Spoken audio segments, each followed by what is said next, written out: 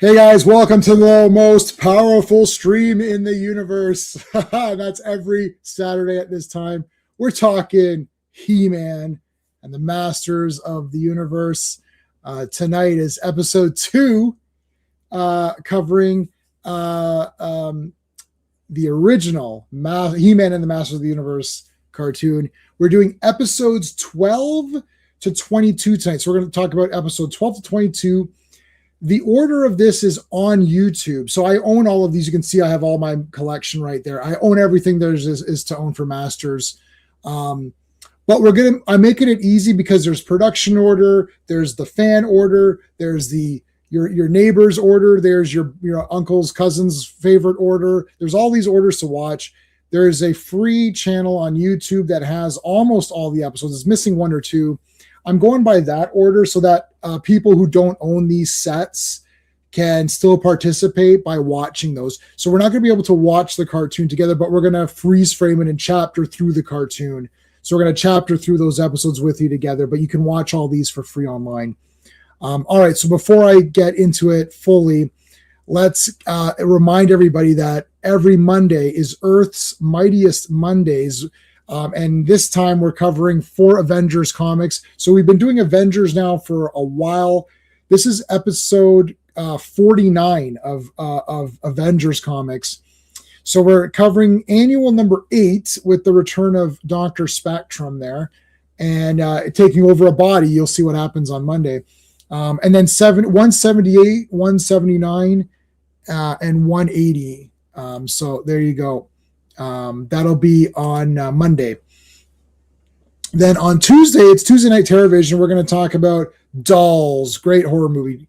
I'm a co-host on that stream. My friend Pete from Wrestling with Horror covers that, so make sure you check out that. And then, of course, Fridays is Fantastic Fridays. So it's basically the same as Avengers, except we're talking about Fantastic Four. So there you go. Let's give a quick shout out to the channel members in 1 second here. I just noticed a massive error, which I'm going to fix right now. 1 second before I forget. 178 to 180. Okay, that fixes that up.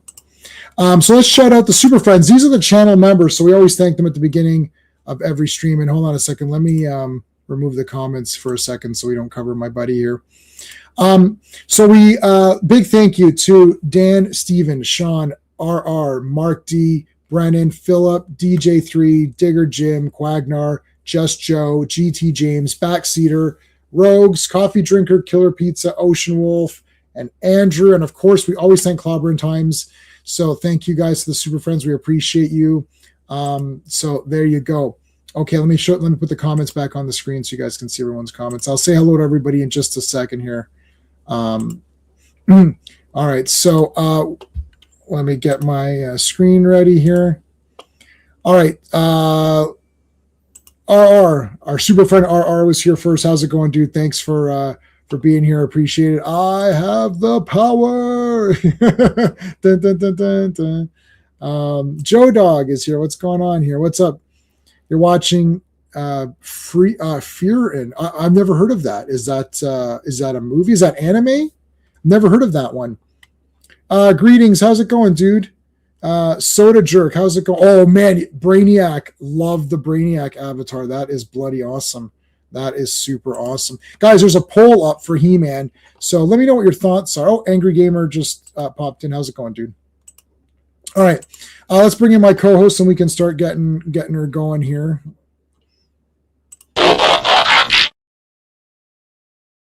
Hey, Sean. Hey, what's up? Hey. It's an anime. That sounds awesome. Okay, you know what I just watched? I finished The Last Samurai Standing. That was awesome. It's a manga. I don't know if it's an anime, but it should be. But it's pretty much a live action anime because the entire there's a lot of fighting. And each guy is a cool guy with like a suit or something that looks kind of neat. Yeah. So I highly recommend The Last Samurai Standing if you're into that kind of thing. And one who's messaging me. Oh, Lone Star. Okay. Yeah. So there you go. So let me check. I want to look at that. What is it called? Free. Where did it, Joe? Where's it? Oh yeah, Freerin. Hold on a second. Let's see what that looks like. Yeah, I'm looking at it now. Oh yeah, got some elves in there. Nice. He was a huge. So Angry Gamer saying he was a huge He-Man fan back in the day. My best cartoon movie has to be Transformers. Yeah, what do you think, Sean? You know, Transformers. I think you covered Dragon Invasion. Let me see. Yeah, we did. Yeah, We did, yeah. or it's this time. I don't know. Yeah, no, we did Dragon Invasion. We did do Dragon Invasion, yeah. Huge fan of He-Man. Best is Transformers. Look, Transformers and He-Man are definitely two best. If we put what I call Transformers G1, I call it more than this. Like, to me, Transformers G1 is the first two seasons of the movie, season 3, and then forget about Rebirth, but Headmasters, Master Force, and Victory. If you put all those together, Yeah, then Transformers is definitely the best. yeah, Easy. That's an easy decision. But yeah. no, but He-Man is awesome. Rewatching these episodes in a more critical way, where I'm taking notes, like I've got pages of notes here, like holy crap, and Yeah. 1, 2, 3, 4, like 3 full pages of notes. So watching it now, a lot of things, like it's pretty damn cool. There's a lot of adventuring and a lot of monsters, and there's a lot of teamwork and cool stuff going on. And Teela is a great character. She's really gone up. I don't think any of the Transformers cartoons had a female character as awesome as Teela. But anyway, It's different. I don't know. Like He-Man is squarely going for a 6-year-old audience, but not talking down to them. And Transformers and GI Joe are that too. But yeah, I don't know. Because to me, like those are the big common ones. Everyone knows GI Joe, Transformers, He-Man, Thundercats. But like Real Ghostbusters is probably one of the best cartoons of the time, and it's not like something that people talk about. Same thing with Dungeons and Dragons. Like it's very well written. It's amazing. So I don't know. yeah, I don't know. For me, it's like Transformers is the best. Like, it's just too awesome. Like there's so many awesome things going on, and like planets are getting destroyed. Like it's just you can't even. Yeah. I do like GI Joe. We're gonna have to do a GI. We'll have to rewatch. I own all of GI Joe. I'll have to rewatch it. Oh, I did get. I'll show you guys. Hold on a second. I know this is He-Man, but I did get a. I did get a very cool. And we're gonna look at that Mondo Trapjaw tonight. Not Trapjaw. Triclops. Triclops. Yeah. Mondo's doing a Triclops figure, and it's been voted as the greatest figure of all time by me. It's absolutely insane. Okay, yeah. I did the math. It'd probably be like $400 if I bought it, but I am actually close to pulling the trigger on that because it's bloody insane. I was going to show you guys. I bought Dr. Mindbender, the new. I guess they're the classified GI Joes, but they look like they're in the old packaging. So. Oh yeah. I'll show you. Like it's a carded. Oh, you haven't seen those? I've seen some of them. I didn't know they're doing that for everyone now. Yeah, that's the thing now. Yeah. Yeah. Huh. I loved all of them, and I also Thundercats is great. Yeah. Whether or not it's a reboot prequel, He-Man will never. Yes, I agree with that. He-Man is awesome. That's for damn sure. Yeah. Thanks for being here, buddy. I appreciate it. Voltron. Yep. Beast King Lion is awesome. I actually like Die Rugger, so that's the vehicle of Voltron. I also like that too. Yeah. I recently watched a lot of those, the vehicle ones. Yeah, Robotech was. I mean, the Japanese one is super adult. Yeah, Robotech's good. I have all those too. Those I have. Yeah, He-Man is very imaginative and creative. So let's get into. I'll show you the Dr. Mindbender after if there's time. There's actually a lot of episodes to go through. And there's a lot of crazy stuff going on. So Disappearing Act is the first one we're going to look at. Yep. So Disappearing Act. You want me to do? Yeah, sure. Story by David Chapp. Teleplay by David Chapp and Robbie London. Directed by Lou Zukor.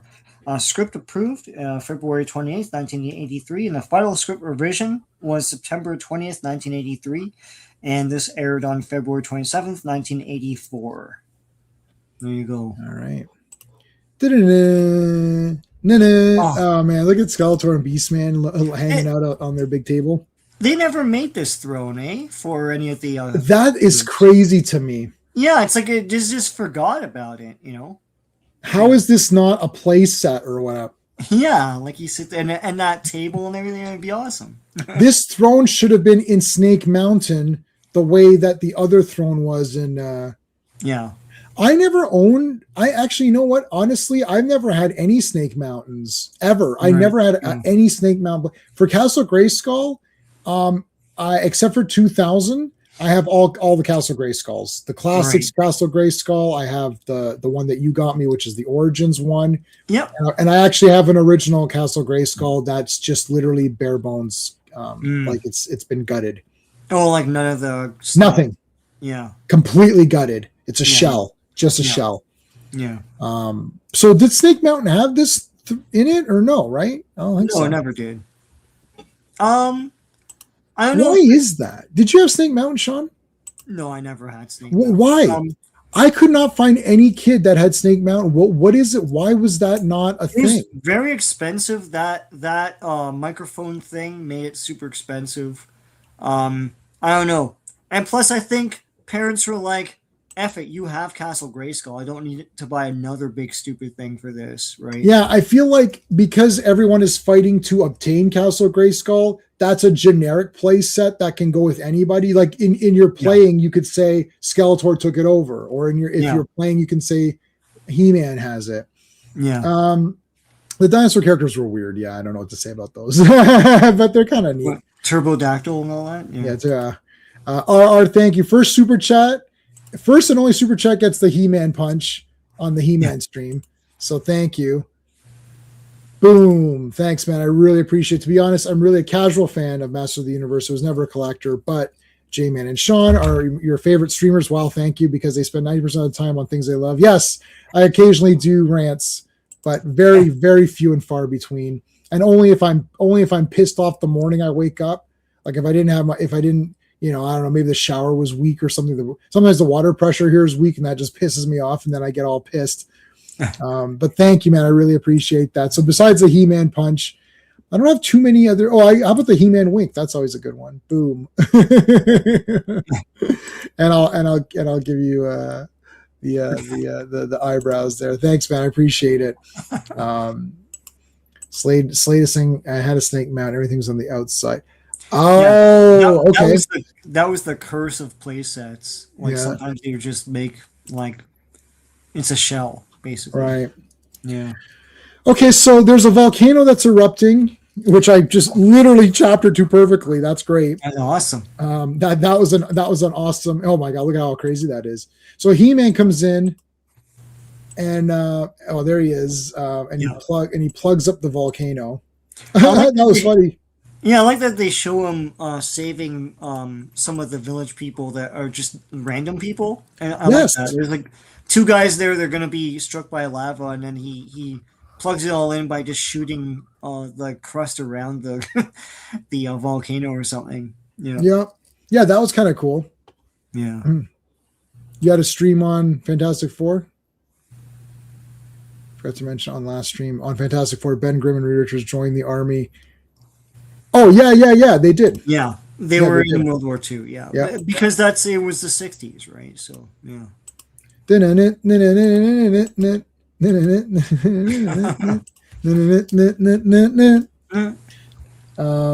What was this thing again? I can't remember. This is the okay. So well, hold on. I can't remember if this happened yet, but my notes on this one are a little bit out of order because I was trying out a new way to do it. But this is the disappearing. So it just like whoa! It's like what the shit? It disappeared. I wish I could play these better.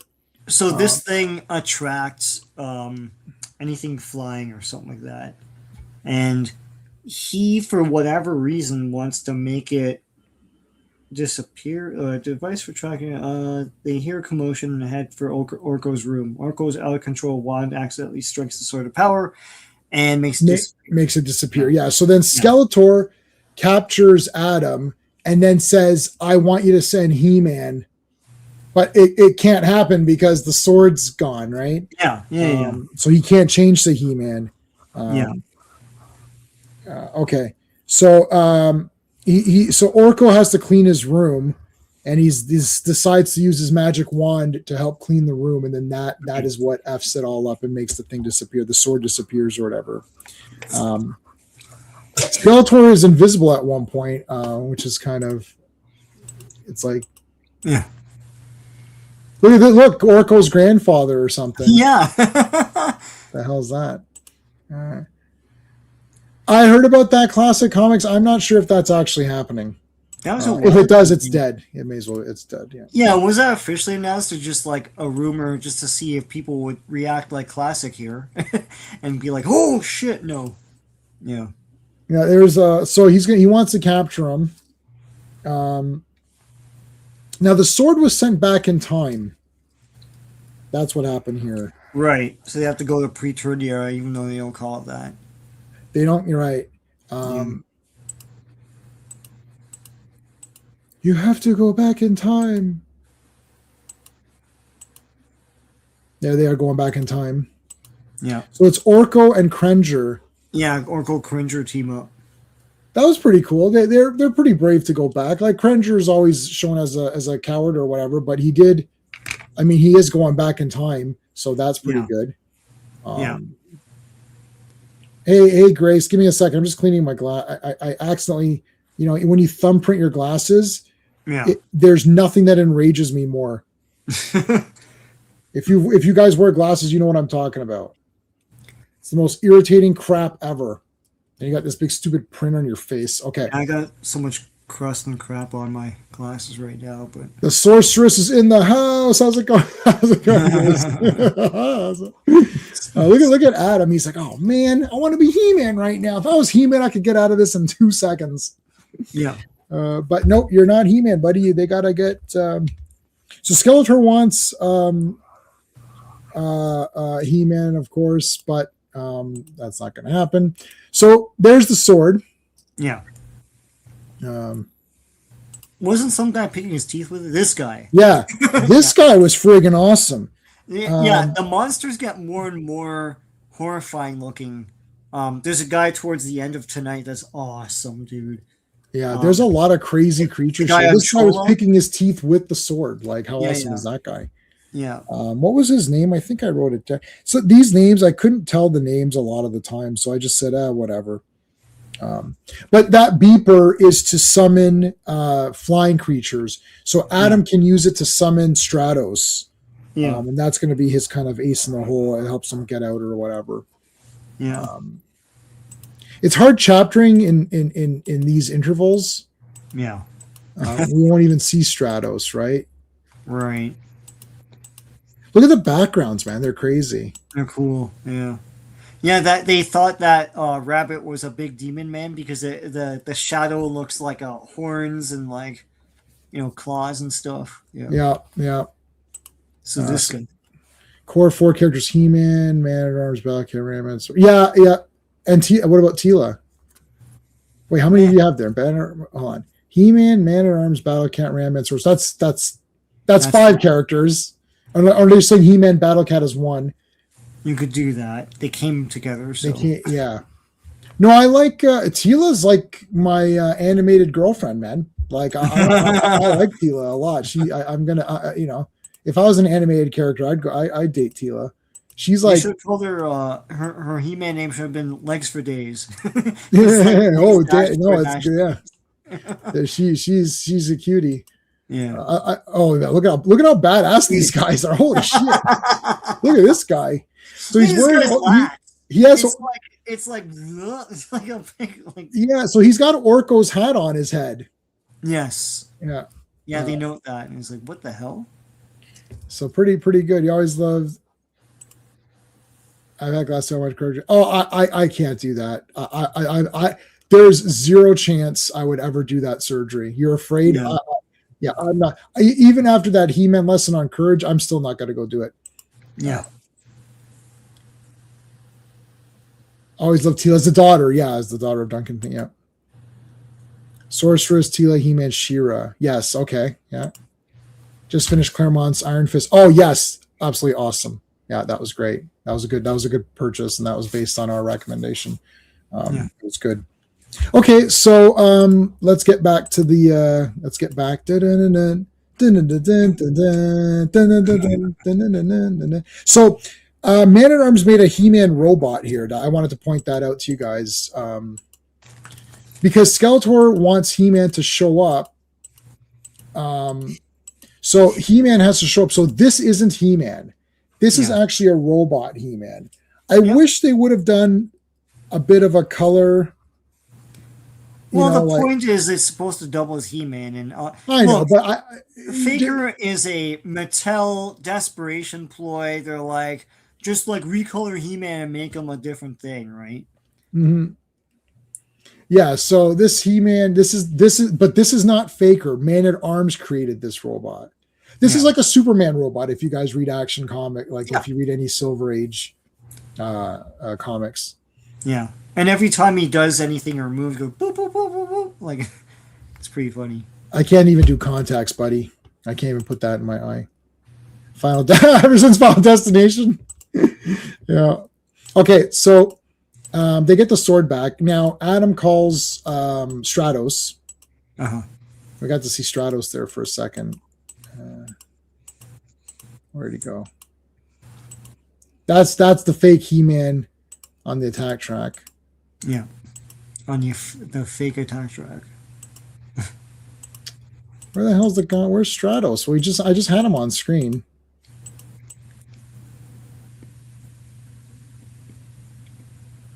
Damn you! Oh, there he is. Oh, there's his butt at least. Ass. Butt shot. Yeah. Yeah. The Stratus butt. So they go to the past. The giant has the sword. It's got the laser cage to keep He-Man in there. The attack track is shown to have a voice here, and it talks back, and it's almost like an AI unit or something. Yeah, we talked about that. I think last time. It's a character. Basically. It's a character. Yeah. So when you get attack track, you can pretend it's one of your figures. And when kids ask you, like, oh, how many figures do you have? Like, I have a He-Man, Skeletor, and Attack Track. It's like Attack Track is a vehicle, stupid. Well, in the show, and then you get beat up. Yeah. In the show, it talks, so it's a character. Actually, in the show, oh no! Yeah. Did I do that? All right. So anything else? I want to say too that there's a lot of vehicles they show. You just showed one actually where. It's not even there. Yeah, is riding in sort of like just an Airbus or something. Look at that. That's cool. Yeah, Orko has any of that stuff. Or Orko's naked and Skeletor's wearing Orko's robe. Yeah, there's a lot of Orko powers in this. Orko, actually warped that sword into the past. That's crazy. Yeah. He also stretches at one point to try and save He-Man, and he does this thing where water builds up in his hat, and the hat opens up and like pours on Beastman. That's cool. So there's a lot of that kind of thing. That's cool. He-Man also has super breath. I was gonna say the super breath because like we never saw that before. It's like, but it's Superman powers, right? So you figure, so kids like, oh yeah, he has super breath, whatever, man. Yeah, why not? Yeah. Okay, let's go to the next one. All right, Evelyn's plot, correct? Yeah. This is written by Paul Dini. Well, holy shit. Directed by Lou Kachaves, or however you pronounce that guy's name. Script approved February 7th, 1983, but the final script revision was August 18th, 1983. The air date was February 6th, 1984. All right, so this is the widgets. Widgets, yeah. I'm on guard, dude. All right. It's like, thanks. You're the best. And they do something cool here. I forgot all about this. If I saw this. So Panther comes in. Yeah.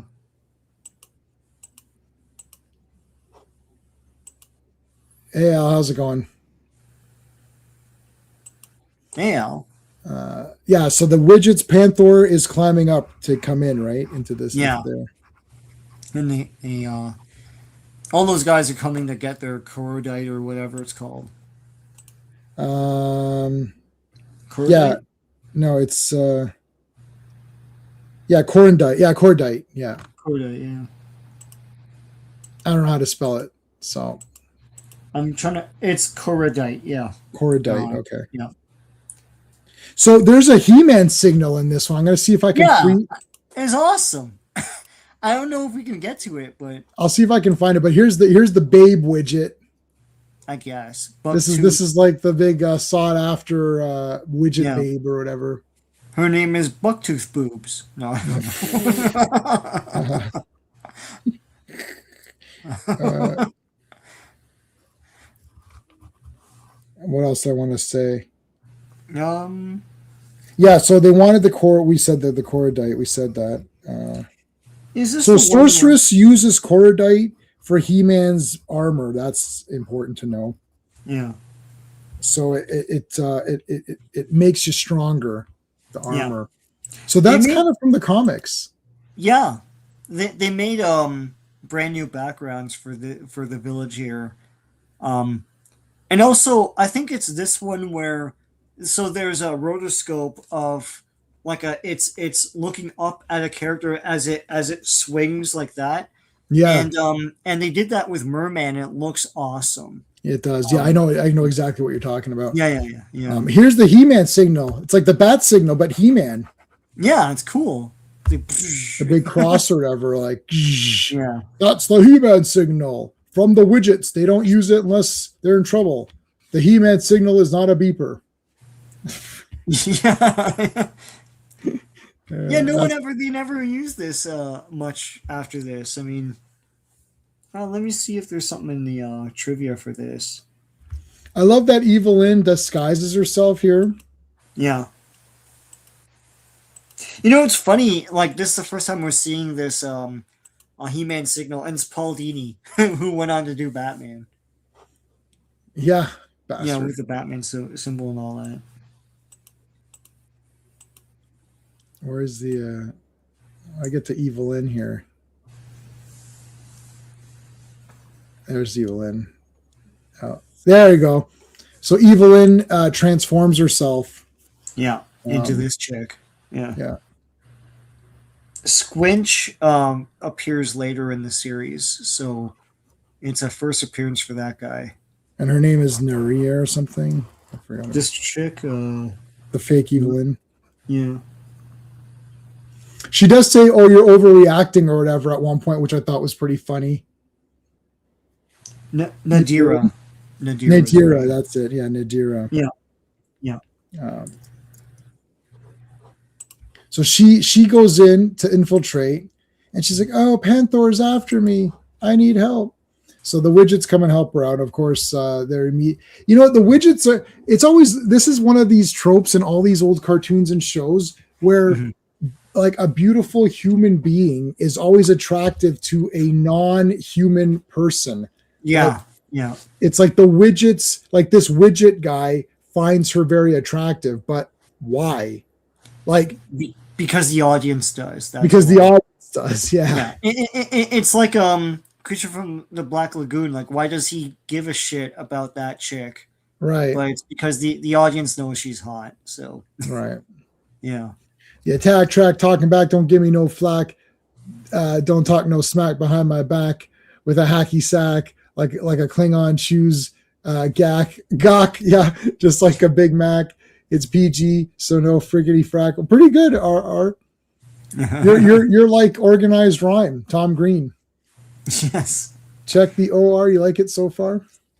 Smack, you're back. Can you deal with a deep scar? I will test you from the best of you. If you then you know that I'm coming from the no, I'll tell you from the west of you. Then you know that I'm coming from the best of you.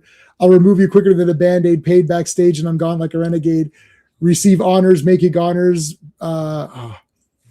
Break the deuce like Jimmy Carter's. I'm not a phony. Preaching testimony. Send you down to the bank for the alimony. I make light of everyday establishment. I stick like Polydent or something. I pay my dues. I lay more chicks than Mother Goose. Pass the OJ because I got juice. I can almost do the whole thing. If I have the song playing, I could probably do the whole thing. I used to listen to that 100 times, man. Americans don't know what you're talking about because that's It's Canadian. It's Canadian yeah. rap. Yeah. No, this isn't Northern. This is He-Man, buddy. What are you talking about? You're talking about He-Man. That verse was awesome. That's for RR. Good job, buddy. Yeah. Hey, how's it going? Okay, so you're saying here, everybody. I wonder if Attack Track would have been a thing if not for Knight Rider. Oh yeah, man. I guess. Yeah. Yeah. Okay, so he's like, woo, she's good. I like this Nadira chick. She's pretty good. So we got those crystals here, which the Cordite or whatever. Where are they? So she's like, oh, can I see them? And he's not supposed to let anyone see them. No, but he's all like pumped up for her. But he like lets her see them. There's the crystals there. Yeah. Oh yeah, Evil Lyn became a fireball. That was Evil Lyn there. Yeah. What the heck? Evil Lyn was a fireball. Could you just do this all this time? Like, well, Yeah, oh yeah, Evil Lyn is badass. And this is like a lot like Evil Lyn again, really cool character. And she was always scheming and she was always trying to get something over on Skeletor. And she's like, I'm going to take the power for myself and all that kind of stuff. I love it. So yeah, she becomes a fireball in this. This is like crazy.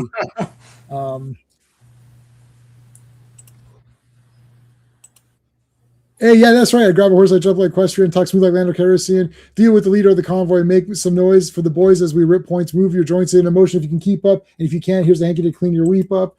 Poetic side dropper, no type of coincidence. Check the OR. There you go. That's the first verse we got it. RR knows, yeah. RR's got it in there. Nice. Is she a side chick? No, I think she's his main squeeze. She's just a sorceress. Really. She's not really his girlfriend. Yeah, she's just a sorceress. Skeletor doesn't have time. Look, what's He-Man doing? He's peeping there. This is like Psycho. Nadira's undressing. Wait a minute, that's Evil Lyn. I recognize that anywhere. Yeah. But you just saw her butt. Let's move on. But yeah, Evil Lyn's like, I got it. I'm the winner. Yeah, she does a couple solo missions, or at least with like Beastman and stuff. Yeah. So he goes to the volcano cave. A boot. Yeah, a boot. And did I say a boot? It's possible. We're Canadian, so you're going to have that. Explains the formation of the power sword as in what alloy it's made of through there's more sword related. No, not really. It's mostly the armor they're saying is what they use. Skeletor makes a breastplate out of the material of the Cordite, and then that makes him stronger so it's like his little crossbones. He makes that out of he fashions that. So now like him and He-Man are struggling. Mm-hmm. They should have painted it gray, but they didn't. They just kept it purple, but it's supposed to be an upgraded armor. You can't tell though. Yeah. Yeah, whatever. This is cool though. Yeah, just let me fight it out here. Yay, He-Man won. Anything else to say on this one? We didn't do the moral of the last one. The moral was use your brains. Like Brawn is cool and all, but like He-Man used his brains against Skeletor. Mm-hmm. This one is don't judge appearances can be deceiving, and you shouldn't judge books or people by the way they look. It's what's inside that really counts. Yeah, whatever. Yeah, so you should cut them open and see their insides. Yeah. And then yeah, it's like, how are they going to know that chick is evil? The whole point of magic. Yeah. A woman came to see me, claims she heard about my famous locksmith. How could I know she was from Snake Mountain? She was beautiful. That would be evil. And she tricked me. She stole the key. Yeah.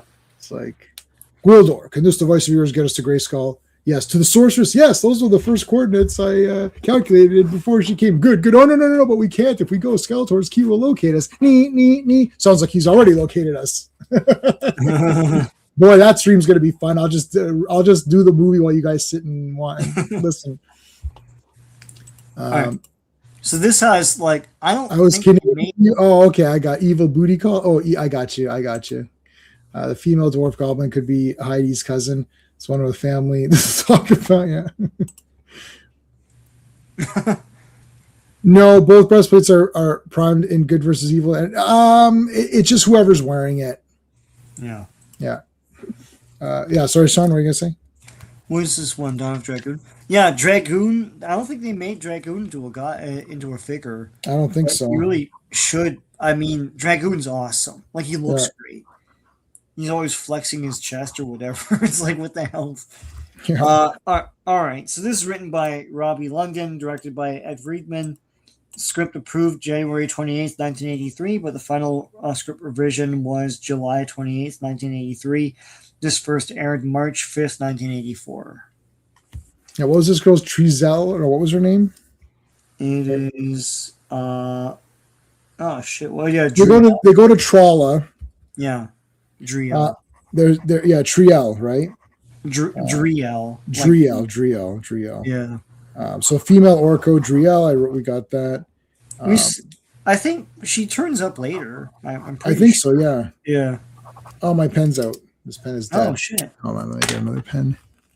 It's okay, I've got like 4 million pens here. What's this? There we go, I'll use that one.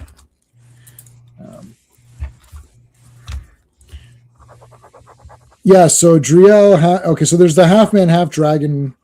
There's the pyramid. They're going to Trolla, so he's much better in magic in Trolla. So here's where this pyramid opens up another dimension. So it's like he's like, man at arms, can you fix my pyramid? And then each pyramid piece, like something like water spills onto him, or some sort of silly thing. It's like Orko causing trouble, right? That's sort of the thing that always happens. Yeah. Okay, so they go in. They're going to go to the other dimension. So here's Trolla. Everything's like backwards or whatever. Yeah. Yeah, Butte. Yeah, it's Big Butte. That's from Buckaroo Banzai. Yeah. No Spikor. We haven't seen Spikor yet at all, I don't think. Did we? I don't think he's come out yet as a figure. So Yeah. Shadow Wizard. Yeah. Okay, so they're in Trolla. Now I believe, is this where everything's backwards? Yeah, everything's backwards here, right? Yep. So he may have to grow short. You have to become small to get through. All right. He-Man opens the drawbridge here. That's another thing. I don't think did we see that before? I command the drawbridge open. No, but yeah, he tries to open it himself. It's pretty cool. Yeah. So He-Man gets small. Yeah.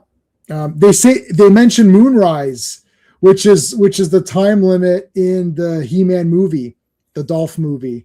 Oh yeah, I can survive him until Moonrise, until the great eye opens on the universe. It's like, he goes, we still have it. Go, Eternia needs your life, He-Man. No, I won't leave her. That was the goddamn best, man. Dolph Lundgren's the best. It's like, I won't leave her. It's like, but He-Man, you must. Eternia needs your life. You still have until Moonrise. Yeah. That's the best movie ever made. Like, there's not 1 second that isn't the best. It's like every moment is awesome. Okay, so they say Moonrise, which I really like. They got to get back.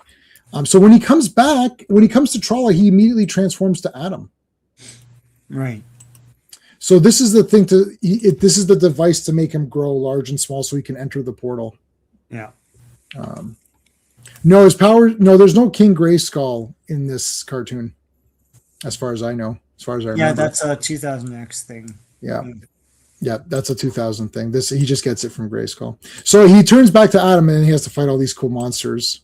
And he has so Adam actually has like equipment that he can use to shoot and stuff, but like it's all opposite. So he has like a flame throwing weapon, but it makes water instead of fire. So there's like stuff like that that's getting messed up.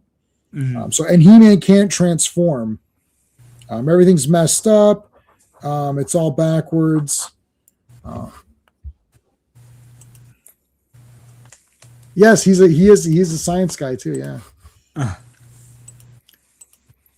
Oh, look at this badass guy. Yeah, Dragoon. Yeah, there he This, is. this guy's awesome, man. The Dragoon. He's like a half man, half dragon. He's got like a dragon mask thing or something. He's got a big bull neck and like super pecs and like what the hell, Yeah, man? yeah. Peck it up, Sam Peckinpah. No,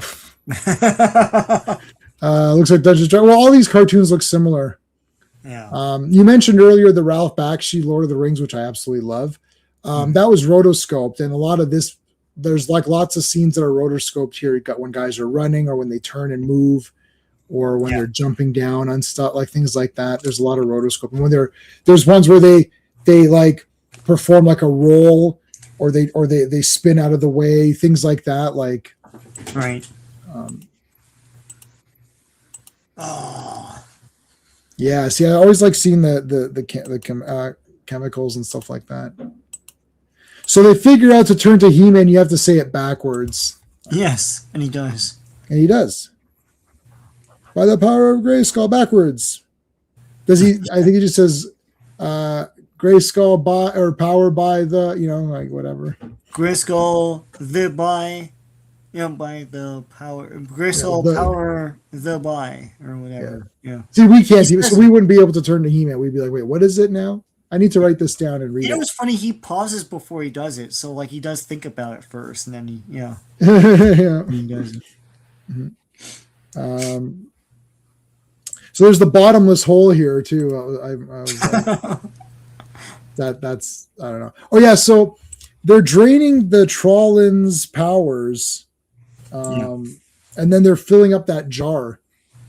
Right. So that's the Dragoon or whatever, right? The Dragoon is filling up, like he's getting all their powers or whatever, and stealing it all. Yeah. But then He-Man's like, Dragoon. So Dragoon's gonna fall down this bottomless pit, and He-Man saves him Yeah. because He-Man's a good guy. And the Dragoon's like, why did you save me? He's like, because I'm He-Man and I don't do bullshit. It's like, and then Dragoon's like, I'm gonna be a good guy too. He's like, good. Now we could both be good guys. Yeah. Well, I get an action figure if I become good. No, unfortunately, you won't get an action figure. No. Well, what would his power thing be? Like, what I was don't know, his just awesomeness, I guess. Yeah, it's like he's awesome. Yeah. Should have just been He-Man. No, so Soda, he went in as He-Man, but when he came out, he was transformed back to Adam. When you go to Trolla, it changes you. So only Orko is powerful. So He-Man went to Trolla, he went as He-Man, and then he got transformed back to Adam, and then couldn't transform back to He-Man until he figured out it was backwards. That's what happened. Yeah, Martha. Yeah. Wow, that's a crazy double feature, man. Oh God. Wow. I have Watership Down. Yeah, awesome. It's a D&D campaign. Yeah, that's why this is so good. It's just D&D adventures. Yeah. So Orko ends up leaving. Anything else to say on this one? Yeah, he comes back to Trolla. Sorry, to Eternia. He shows his face. They say it's a custom. Yeah. You're sort of like betrothed if you do that. So she shows his face. Shows her face and whatever. Yeah. I feel like she she should have went like this or Yeah. here's my face, Driel. She's like, oh, Orko, here's the rest of me. Whoa. Whoa. All right, Prince Adam, no more. Prince Adam, no more. This is written by Paul Dini. Yeah. Directed by Gwen Wetzler. Script approved February 25th, 1983. Final script revision is June 17th, 1983. And the air date is February 20th, 1984. Dun. This is where Beastman gets fired. Beastman, I'm tired of your horse shit. What Skeletor? I'm fired. You're fired. Yeah, no. You can say what you want about Vince McMahon, but that line delivery is the best in history. Like, Yeah, when Vince McMahon fires someone, he really does fire them pretty good. Like, gets really into it. you're fired. So Beastman's like, dude, I'm not that bad. He's like, yeah, you're trash. Get out of here. But everyone else is like, they don't like it, but they're like, he's the boss, man. Whatever. Yeah, he's cast out or whatever. And they actually say why Beastman. They're like, no particular reason. Skeletor's just pissed off, and he's taking it out on. They actually say he's taking it out on Beastman just for the shit of it. Yeah. So Orko, I think it's stuck in the attack track. Is that this one? Yes. Whoa, what's going on? Oh, it's okay. It's okay. It's not the middle finger. No. So he's trapped. Orko's trapped in the attack track because it doesn't recognize his name. And it ends up shooting everything, which is a great safety feature. Like, just a random person's in there and it starts going berserk. So stupid. Yeah, come on, guys. But here the King Randor needs an escort. And he's like, well, father, will you pick me? He's like, no, Adam, you're trash. I'm going to pick He-Man. And then Adam's like, oh, but I want to prove myself. And he's like, all right, fine. I'll take your stupid loser ass. King, you do realize, Randor, that He-Man is it's the same exact model pack. It's just one's naked and one's not. Like, well, he's never seen his son naked, so he can't. Yeah. That's the trick with He-Man. Everyone's looking at his body. Yeah, that's true. The King's like, oh my God, you're He-Man. Wow. I'm up here, King Randor. King Randor, look me in my eye. Tila, you too. Like, hey, you're Adam. Holy shit, you're Adam. No, okay, keep look back down. Then she gets all angry and leaves. Right. Okay, so Adam. So they explain that Adam has to act like a fool. Yeah, they're now doing the whole Clark Kent thing. Yeah. You have to start with Gwildor? Okay. Yeah, his echo. Yeah, his voice does echo. Yeah.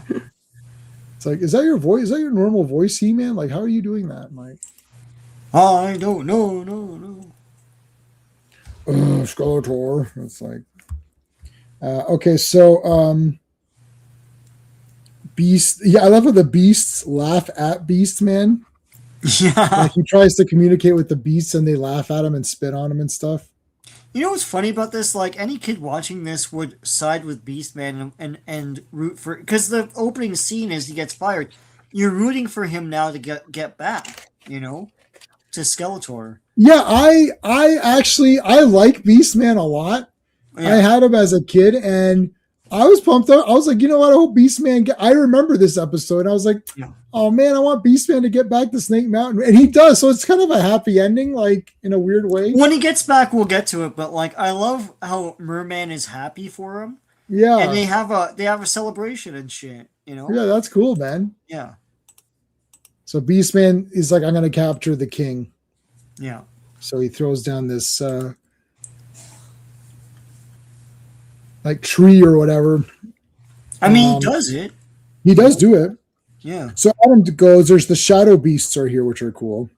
Yeah. So he's going to capture, he captures Adam. Beastman has a gun. You don't often see him with a gun. It's a lot of times he's got his whip or whatever. Yeah. All right. I've got a gun. Watch out. He has a gun. He has a gun. He's bad. He's just a beast man. I don't know. He's whatever. He's a beast and a man. He's more bearish. I don't know. Just a feral creature. Not in the toy though. In the cartoon, it does. Yeah, it's a very different design than the toy. Yeah, but the cartoon, you're right. It does look like that. All right, so he's got them chained up here, and he goes to Merman. Like, okay, well, he enlists the aid of Merman. So everyone else is gone. Merman's on guard duty. Yeah, Merman's like, good work, Beastman. Skeletor will take you back for sure. I like that. Yeah. And they mention here that Skeletor is in space. Yeah, they don't elaborate. It's like, where's Skeletor? He's on a space mission. I'm like, whoa, wait, what? What the hell? Where is he? What's Like, going let's on? cut to He's in that. space. Yeah, what's he doing there? You had the toy, awesome. He's the first figure you owned. Yep. I think a lot of people got Beastman right away. Yeah. I actually had He-Man and Beastman before Skeletor. Wow. I feel like Beastman, and I actually had a second Beastman because my first Beastman was just played out, so I ended up getting another Beastman. Because I liked Beastman a lot. I thought he was really cool. I never had Merman as a kid. I always wanted him though because I like green. Yeah.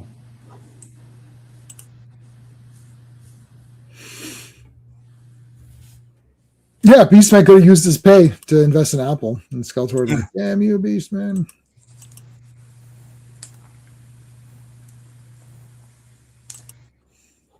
You got Dragon Ball and Inglorious Bastards. I also Dodgeball. I don't have Dodgeball, but I have Inglorious Bastards on 4K. I also have that one. It's good. Okay, so there's your attack track. What else do I want to use? They talk about using your powers for good because, like, he's like, "Oh, I wanted to show my dad that I could do it." He's like, "No, Adam, you have to like turn to He-Man and whatnot." There's a good part. Did we see Beastman sitting on the throne yet? No, where he's like just kicking up his Yeah, I guess that's after. Oh no, there it is. He's sitting on the throne and eating and stuff. That's awesome. Mm-hmm.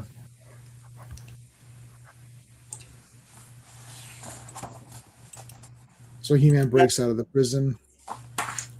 I think towards the beginning when King Randor shows the map, they have a shot of it. You're not going to be able to get it, but like, but there's a bunch of in jokes on there, and like one of the rivers is called Joan Rivers, and like, and there's a forest that's just called this forest.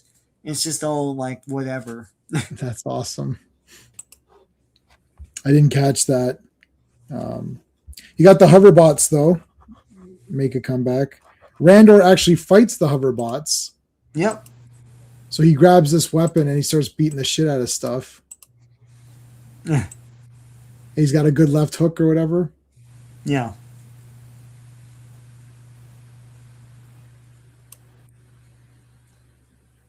Huh. Okay, so Randor fights the robots. They say that Randor tells He-Man that he loves his son. He-Man fights Merman and Beastman. Beastman does the talking about Skeletor like he's an idiot. Right. And then Skeletor's right behind him. He's behind me, isn't he? Yeah. And then Merman and Beastman have to clean up. And then Adam says, "Oh, you have a good left hook," or whatever he mentioned, so that it's like, yeah. and then he actually thinks like, "Oh, maybe my son is He-Man." It's like, no, he couldn't be, even though it looks exactly the same. Yeah. Anything else on this one? The moral is about love and saying "I love you." I love you. Like I usually say I love you with a spatula. Yeah, I love you. Yeah, with that I spatula. love you. There's no better way to say I love you than with a spatula. I love you. Yeah, he's I love you.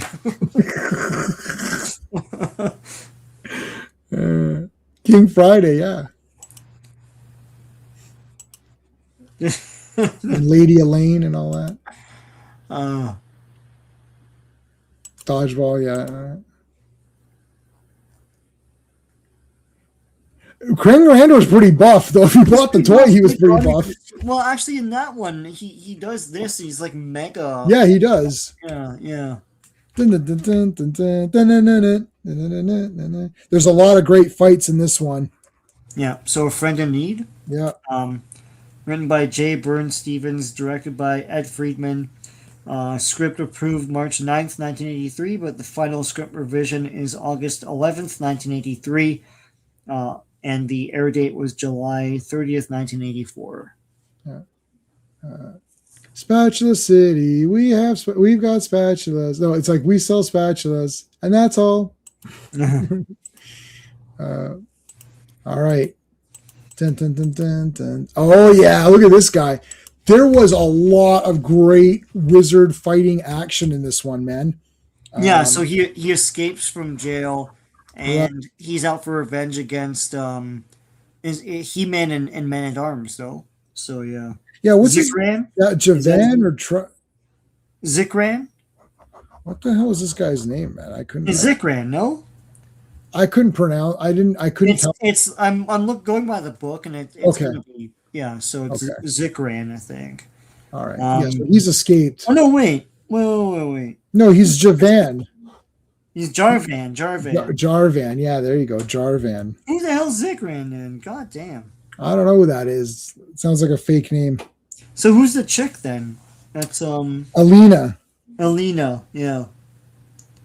I don't listen, man. Looking like that, and she's like, "Oh, I don't have any confidence. Oh, I don't have any friends." Like, then you're an idiot because I don't like. Come on. Yeah, but look at the metal horse. Yeah, that's cool. This is awesome. Yeah, they never made these. No, they didn't. Is Woody in this episode? No, he's not in this one. No. Yeah, so Alina, and this is the transmutator. Yeah.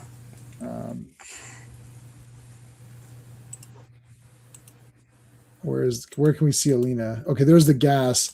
So this volcano, Jarvan makes the volcanoes like spew out gas here. Yeah. So Tila's here with the gas and the horse. Yeah, so there she's knocked out. And then her friend Alina, who's like a wimp or whatever. There's Alina. Looks like a little bit like a Valkyrie there or something. Yeah. Yeah. Well, she's a Valkyrie woman. Yeah.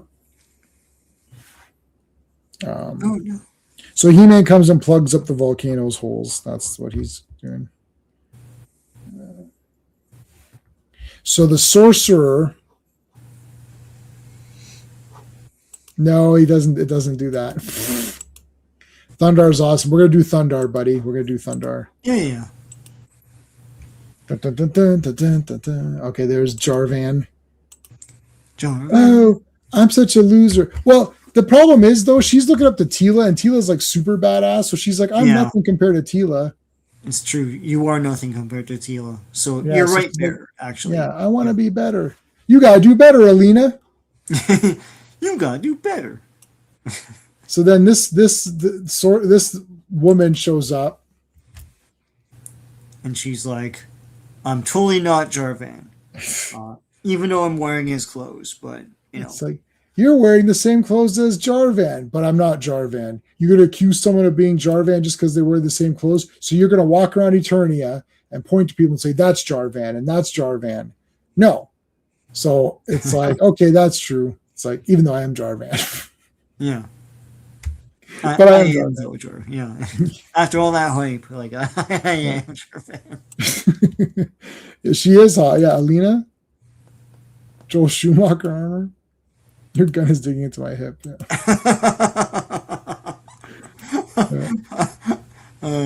But Jarvan's looking pretty rough there, though. Yeah. So he gives her drugs or a potion. Basically, it's a potion. Yeah. And makes her more powerful or something. She jumps off this wall, but I think she could just do that anyways. It gives her no fear. Like it takes away her fear. It takes away her fear and her doubt, and it it's gives like her a drug. They say. Yeah, it gives her self-confidence and all of that.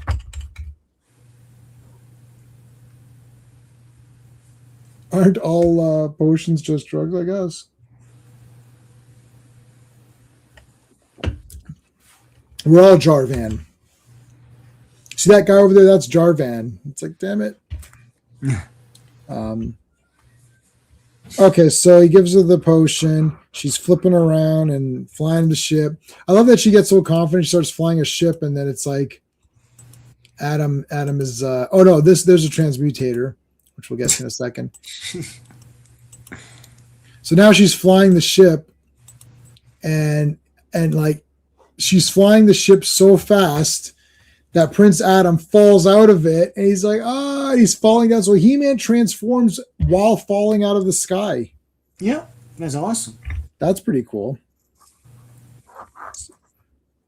So he turns into He-Man in the air.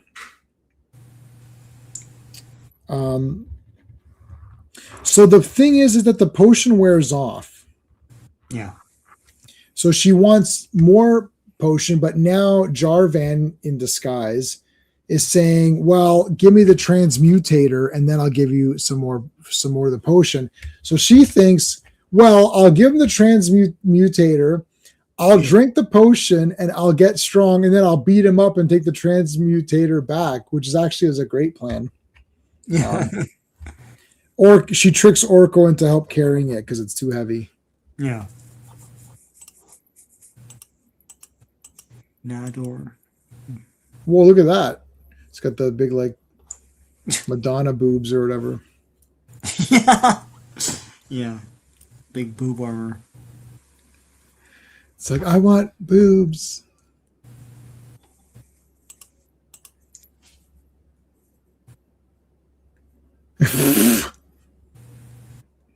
Yes, yeah. Where's the safety belt on that? So Okay. she reveals that he is, what's his name? Jarvan. Jarvan or whatever. I am Jarvan. Now that you know this, you're going to continue with the formula, right? Yeah, pretty much. Oh, here they come. He-Man. Huh.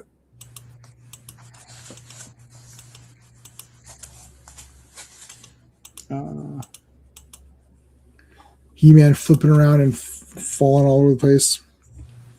Now, Jarvan starts shrinking the palace.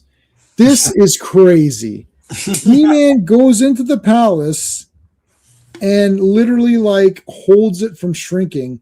There's a force field on Jarvan, so they can't get him. They can't get at him.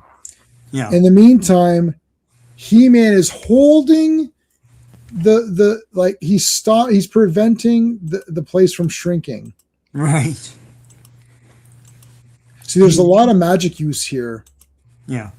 Like they throw shit at He-Man, then he breaks free.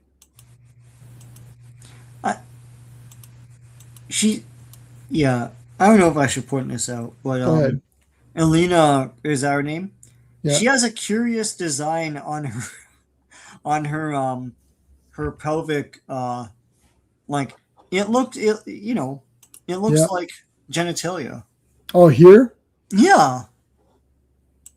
Like camel toe. Well, they got that one by. Yeah. Like, So this one's about drugs, right? What was the lesson? yeah, it's weird because it's not about being yourself or anything. It's about don't take drugs to make yourself feel better. Like there aren't any magic drugs either. Anytime you take one from anybody, your parents or your doctor, you're taking other than your parents or your doctor, you're taking a very big chance. You're gambling with your health, maybe even your life. Drugs don't make your problems go away; they just create more. Yeah, this is before Brave Star. The Brave Star thing is awesome. Yeah, because the kid dies after taking drugs. Yeah, like that's a real anti-drug show. In today's adventure, this kid died because he's an idiot and took drugs. Yeah, no, but that is what it is. Because he's right beside the tombstone of that kid. I shouldn't laugh, but like, oh gosh. That was 2 weeks ago. Oh boy. All right. So I don't know what this math is, but Daymar the Demon, right? Is that what this is? Yeah. Written by J. Burns Stevens, directed by Hal Sutherland, who's this is the only one he directed, but you know his name because it's in the opening credits. He's like the producer or whatever. Script approved January 17th, 1983, but the Final script revision is September 6, 1983. The air date is August 20th, 1984. And so Okay. Man at Arms is doing his big math. Yeah, so the computer has revealed that the dark dimension exists, and he's Right. been using the Book of Magic and Science together. So Orko summons this cute guy here, this Daymar guy. Yeah. He's not going to be cute forever, though. John Irwin voiced this baby version, and the adult version is voiced by Lou Scheimer, who's the big producer of Filmation. Yeah. I think he also did Battlecat and all that shit. I think Orko's his favorite character. Yeah. Okay, so Daymar, he's got evil magic. He's from the evil dimension. But I mean, he's cute here, so he hasn't grown up yet or whatever. Yeah. Yeah, Al figured out the mathematical equation. Thanks. 9.95. Okay, look at this interesting. This is like the big high class table or whatever. Well, not that high class. That tablecloth barely touch it. Like, I don't even know what that ending is there. Like, it doesn't. That looks cover weird. The whole thing. Yeah. Huh. And it looks like a Flintstones table or something. It's just a slab. There's a cool part in this episode where Teela's working out. Oh yeah. King Porn Stash. Oh. Trying to find Teela working out. The magic book is like magic. That's what this book is.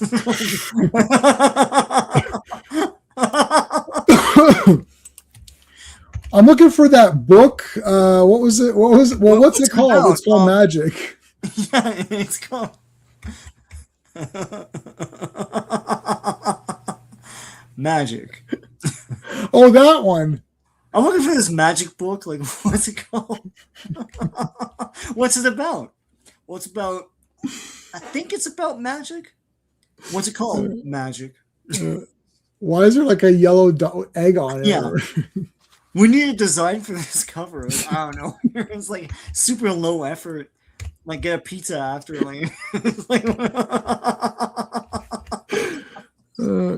Yeah, like, dude, like, this was like, the guy's like, we need a cover. Okay, how about this yellow circle? Yeah, that's good enough.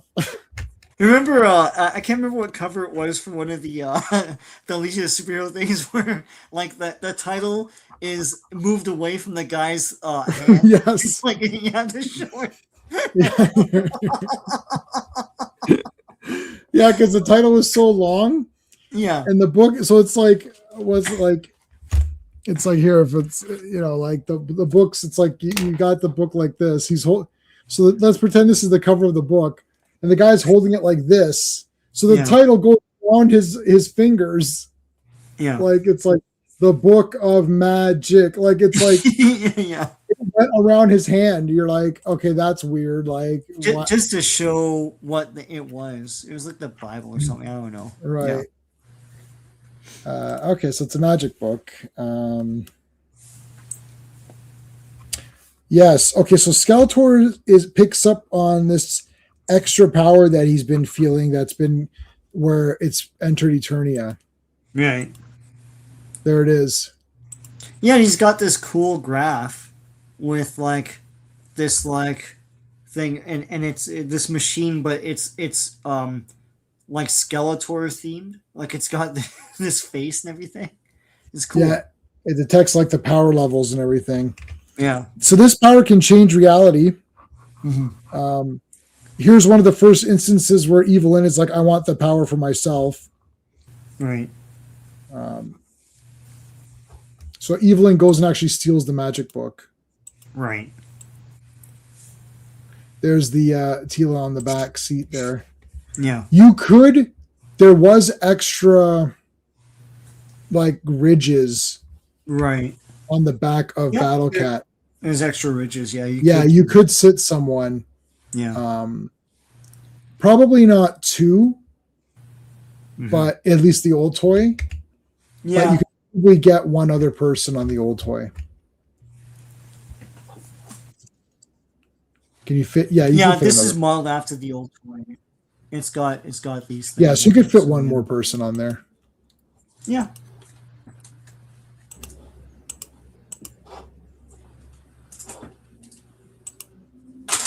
Oh shit! Everything's falling now. Oh, I hate that. Fuck a duck. All right. Yeah. What's this magic book doing here? Maybe I'll just procure this right now. So Got the Evelyn big Van steals the Damme book. right now. Oh, Van Damme. Van Damage, yeah. Yeah. So what's his name? Evelyn steals the book, Yep. and whatever. What's the guy's name? Daimar. Daimar, Daimar goes into this cocoon. Yeah. Look at these cool creatures. Yeah, they're neat. They're There's a pretty- lot of monsters, but they haven't been repeating much. I mean, Shadow Beasts are Shadow Beasts, but and they get more and more evil looking. And Daimar received complaints from groups and things for this episode because he sees the light and becomes good. And one minister, I'm just quoting from the book, one minister said, you cannot beat demons with love. So, because he would know, I guess. Yeah, I don't know. Well, you can on Eternia. Yeah. Hey, Dan, I know we miss you, buddy. Dan couldn't make it tonight. He really wanted to come. Yeah. But yeah, we're doing it. We're doing one every Saturday. So you just tell me when you want to come, and you're on, and you're welcome to come on, buddy. We appreciate you being here. Where's my? Let me get some of my links out since we're. Where's my links here, guys? Guys with beards, geeks with beards. That's Daniel's. Yeah. Podcast. Check that out. Classic Comics was here earlier as well. Make sure you check him out. Here's Sean's channel, and here's my channel. Cool. So make sure you're subscribed to Sean and I, depending on where you're watching this. Make sure you hit the like. Right now we have about half the people watching from Sean's channel and half the people watching from my channel. So we'd love to see both those halves, go to the other person's channel and subscribe. Right. Hello, Caracas. Mauro Caracas. Hey, how's it going, man? Thank you for being here. Let's check out the poll. We have 17 votes. So if you're watching on my channel, there's a poll. So if you're watching on Sean's, you can quickly go to mine, vote the poll, and come back to Sean's channel. But right now, the question is, how much do you love He-Man? The best cartoon ever, 47%. Amazing, 24%. Very good, 18%. And okay for the time, and that's 12%. So. Okay, so what else we got? Eternos gets destroyed here.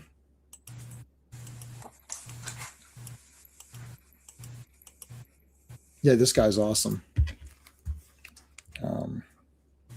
So Eternos City is completely in ruins. We actually get to see the Spirit of Grayskull, which is from the mini comics. Right. Yes. There it is. You see? Yeah. How am I going to get to?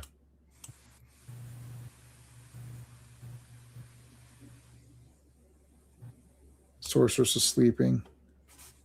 He-Man rules, yeah.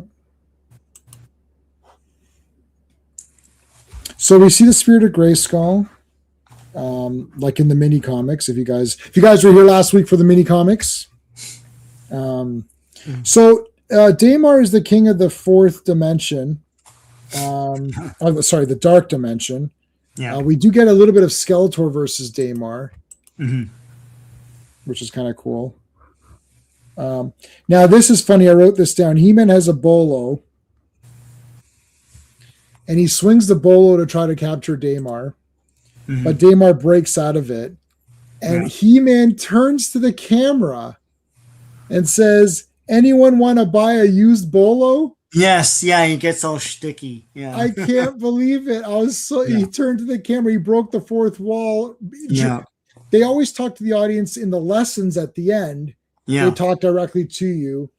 But he's never broken the fourth wall or whatever in the story that you're watching. In the story or in the show itself, yeah. Yeah. My favorite fourth wall breaking for He-Man is that VHS movie Revenge of Skeletor. And at the end of it, Skeletor is telling the stories and stuff, and at the end of it, He-Man shows up. And then I think Beastman lunges at him and falls out a window or something like that as He-Man ducks. And then he says something to like, have a great fall, Beastman, or something like that. Right. And then he looks at the camera and goes, see you this fall for more adventures and all. Oh and my God. Because they're promoting season 2. Right. That's great. Orko convinces Daimar to be good through love. Yeah. He's captured, but he turns good. I'm going to just turn my camera off. I'm still here and listening. I just have to I got a little bit of like a cramp, so I just got to stand up. I hate these. Yeah. Okay. I'm just going to stand up. So Daimar, he turns good. Yeah. And they give the book back to the sorceress, and it's all about finding friends. That's what the whole entire thing was about. Right. But then the moral is, if you have a problem that you can't resolve, then go to your parents or something like that. It's similar to the Dawn of Dragoon moral. If you have a big decision to make, go to your parents and all that stuff. Right. So yeah. So that wasn't really about friendship. I don't know. Anything else you want to mention on this one? I mentioned the minister thing. Yeah, it's funny. They could use the word demon back then. And not, I mean, that was the time of the satanic panic, and they could, totally say it was going to be called the demon, and then they called it Daimar the demon. So, yeah, you weren't allowed to even have demons in like Dungeons and Dragons and stuff. But that was more of a sensitive thing. Like, for whatever reason, people thought that was really bad. They made that stupid movie. So, right. All right. What's the next one? It is The Dragon's Gift, which we read the mini comic on. Yes, we did. So The Dragon's Gift was written by Larry DiTilio. Larry DiTilio, you'll see his name all over 80s cartoons. Directed by Lou Zukor. Script approved March 22nd, 1983, but the final script revision is July 13th, 1983. The air date is March 26th, 1984. And so it's everyone's favorite asshole Granomir. Granomir, yeah. He's a dick. I love this episode. This probably is my favorite so far. Yeah. I actually think the moral is cool. There's like adventuring there. The lesson makes sense. Like it makes sense in the story because the dragon doesn't trust people and thinks they're all stupid. Yeah. So they get this gift. Man-at-Arms gets this gift. There's the guy there. He's this magician or whatever. Yeah. Theron or something, or what was his name? It is Theron. Yeah. Yeah. Therin. Yeah. So Theron gives a gift. Teela immediately attacks him as soon as Duncan gets turned into a. So she's like, "Oh no!" And then she immediately goes and attacks the guy. Yeah. Yeah. Look at this. And she attacks Skeletor. Look at how cool this is. That's cool. She immediately attacked. She's like, "F you." So Skeletor was Theron. Yeah. Here's something funny in this one. When Krenger doesn't want to become Battle Cat, he actually hides behind a corner, and the power of Grayskull follows him behind the corner, right, and transforms him. Yep.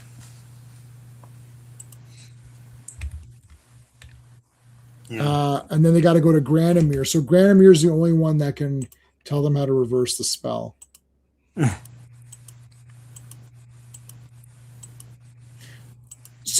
sorry. she goes to Sorceress, but Sorceress has a deal by saying, I can't reveal where Granomir is.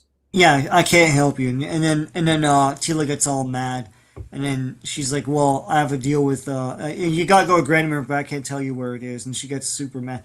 And like Tila is understandably upset here because her father is essentially dead, and she has to turn him back.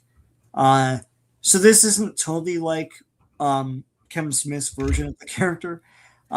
This you understand it, and she acquiesces. Like, He-Man's like, whoa, it's like, this isn't going to solve anything. And she's like, you're right. I'm just upset right now. Done. She's a normal human being.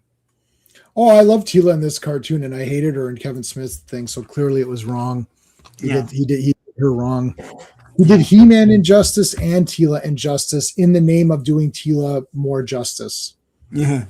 In the name of Tila needs more justice, he did injustice to He-Man and injustice to Tila because he doesn't understand how to write these characters. Yeah. Anyway. They gotta go to the Ice Mountains because they do some research in the library. Yes. They gotta go to the Ice Mitts. Polar cap. It's like an hourglass looking map. Anyway. Wait, the moral was, if you have a problem, I'll solve it. DJ revolves it. Nice. Yeah. Hey, Rogues, how's it going? Wiggity waggity whack, y'all jump back. Yeah, that's right. That was the moral. That was the actual moral. Yeah. Let's go to the Ice Mountains. Dun, dun, dun, dun, dun, dun, dun, dun, dun, dun, dun, dun. There's trolls. We get to see trolls here. Ice Mountains are pretty cool. There's trolls. They have these really cool weapons. So the trolls are the only guys that can talk to Granomir. He won't talk to anybody else. There they are. Dun. Yeah, they should be guys. Did you ever look at that comic book? No. I like Jay and Silent Bob Strike Back the movie, but that's it. That's the only thing I like. I don't like the rest. Yeah. So Granomir is a total a-hole, and he just talks about how human beings are trash, and like they betray people, and he hates them. And he's like, "You're not supposed to be here." He's like, "I want a gift. I'll save Man at Arms if you give me a gift of the Sky Tree. I want you to chop it down, and whatever." Now he does a big speech about how humans are untrustworthy. They don't value life. They lie to you. All of this stuff. Yeah. So, I mean, watching this now as an adult, you know that it's clearly going to be a test to see if he'll do it or not. Oh, yeah. But as a kid, you might not think that. You might be like, "Oh, what the heck's his problem?" Right? Yeah. Like, go kill this guy and then bring me the body, basically.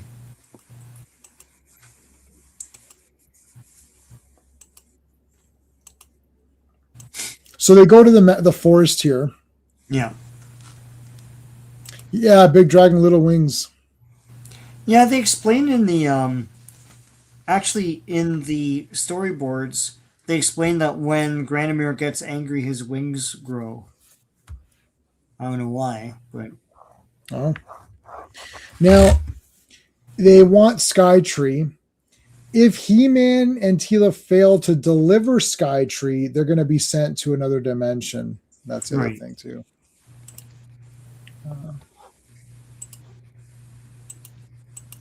So they fight this little guy here. There's a little guy. He's like, I'll tell you where Skytree is over here. And he's like, okay, thanks. And he's like, why do you want to know that? Well, you want to know. And then he starts chasing him. Yeah. So we've got this tree Percon or something or whatever. Percon, yeah. Tree Percon. And his wolf. They attack. Skytree saves them and says, "Leave him alone." They they actually just tell Skytree the truth. They're like, "Look, we need to chop you down because Man at Arms," and he's like, "Oh, one of Man at Arms's like ancestors or whatever helped us out once, so I owe him. So yeah, you can chop me down." This is quite good. Yeah, it's the same as the comic, but they made this first. But yeah, it's like he said he wants to give up his life, and then He-Man's like, "We can't do this." Like, I think he kind of even says exactly that. Like, he's like, "Tila, I can't do this." Yeah. I mean, this was awesome. It's like, would Man at Arms want this? And then she's like, "No." Yeah. Yes, because see, Tila's not a bitch in this. She's like, "Look, my father." He's like, "Yeah, but Man at Arms wouldn't want this anyways," and she knows that. Yeah, she knows that. Like if they told him that's what they did to get him back, he wouldn't like that. Mm-hmm. Yeah, Pete's Dragon. Yeah, Pete's Dragon. Tila, you can cut me down. No, we won't. We won't cut you down. So then they go back to Treebeard. They go back to Granomir. It's like, "Granomir, we will not cut the tree down." He-Man's awesome. He's like, "Pick another gift or send us to the dark dimension or whatever." That was awesome. It's like, do your thing. So He-Man won't take a life to save another life. So he displays wisdom, honor, and courage. Yeah. Granomir gives the book to save Man at Arms. And that's that. Is it really a test, though? Like, he would have liked it if they brought back the body of that guy. Maybe. The moral is respect life in all its forms. Right. Basically. Yeah. Except for trees. Yeah. Or like all the other monsters that He-Man beats up in these shows. Yeah. This is what, Shipping Staff? Oh, yeah. Written by Paul Dini. Directed by Lou Kachaves. Script approved March 18th, 1983, but the final script revision is July 19th, 1983. The air date is October 1st, 1984. This is all awesome, but I have to step away for a couple minutes. Okay. I'll be back. All right, so the robots are attacking, the hoverbots are attacking. But it's all part, and there's these tentacles that are attacking as well. It's all part of this training session that Man at Arms has been doing. So now they're having the big feast, and they're like, "Oh, where's Adam?" So Adam has to keep pretending that he's a goof in these to cover for the fact that he's He-Man. So he's constantly late for stuff and all this kind of silliness. He-Man actually falls down, or not He-Man, I'm sorry, Prince Adam actually falls down like kind of a goof here. I don't know. I'll be able to chapter it. He falls down, and then there's. Hold on a second. One thing in the cartoon I found interesting is that sometimes He-Man and Skeletor's voices would echo, but not every episode. Oh, was there inconsistencies? Yeah, with the. So it's all funny now, and yeah, that's great. So eating the big drumstick. See, they eat meat. In the He-Man Dolph Lundgren movie, Tila's all appalled by eating an animal, so that they added that for the movie. So Majestra, I believe, is the name here. Where is the? There she is. So Majestra shows up, and she does like a really cool magic trick where she makes Randor disappear. So she puts him in a box and then he disappears. So Orko's feeling a little bit, inadequate, and he's upset that, she's like kind of taking his spotlight away. And when Randor comes back, he's acting all weird because it's not Randor, it's actually Beastman. So this is Evelyn in yet another disguise. And Beastman. So it's the Cabinet of Wonders. King Randor goes in there, he disappears, and he's switched and captured. So yeah. He Atomed. I know who this Grace Randolph is. That blonde lady with the weird voice. I don't watch that. I don't watch her thing. I think I saw her on Grizzy. Grizzy did he uses her clips, right? Is that who you're talking about? I like Star Wars or whatever. She talks very open mouthed, right? Yes, I know Grizzy makes fun of her. I don't know any of these people. Like I only know them if I saw her on Grizzy. I have zero in common with these people, so I don't even care. It's like they're all fake fans as far as I'm concerned. I'd love to go on and debate some of these people about their fandom, which I don't think they really care. They distance themselves from it by kind of making fun of it or unironically trying to be goofy. Truth? Are you kidding me, buddy? Yeah, it's not $5. It's $4.99. But I'll go get myself a Gun is God shirt. I will definitely do it. I will definitely do that, buddy. I actually appreciate that. That's hilarious. I love Truth. I'm still with you, buddy. I'm still checking your stuff out. I didn't go away.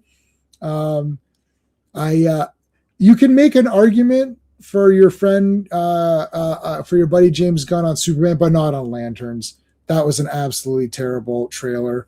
But I do appreciate the super chat, so I'm going to give you firstly a wink, and I'll give you an official thank you as well. Thank you, man. Appreciate that. What other? How about since it's He-Man, I'll give you a He-Man wink. How's that, man? Boom. There you go. Thanks, Truth. I appreciate it. I don't have any James Gunn. I have some Guardians of the Galaxy toys though, so there you go. Yeah, she started. He Vadered. Yeah, he Vadered. Is that what's her name? Grace. He Vadered. Oh, that Kenobi show is terrible.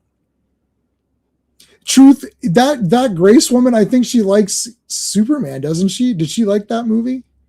That's your first cue to bolt, man.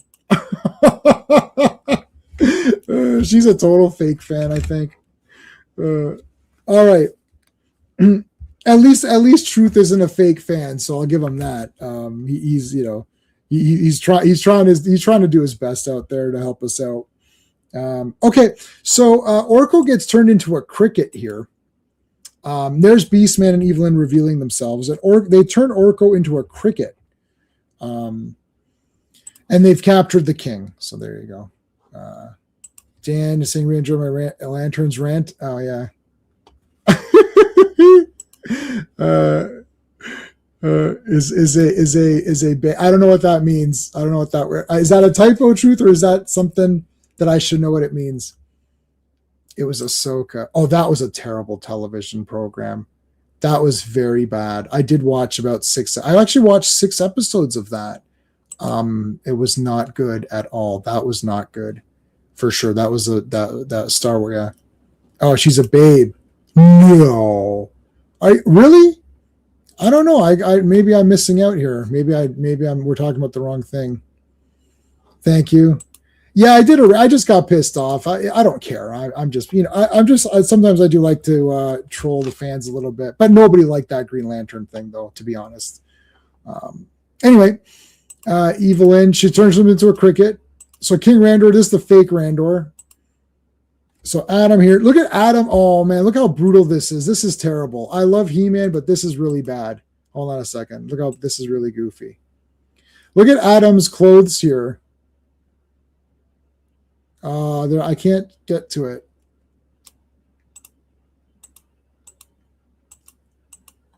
I can't freeze frame on Adam here. He's wearing the worst clothes ever. This is like a white,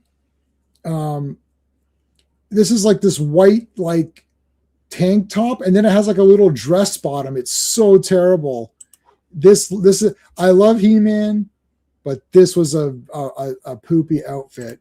But he turns to He-Man quickly, so then you don't get to see it. King Randor, who is fake, it's Beastman. He wants them to attack and capture Castle Grayskull.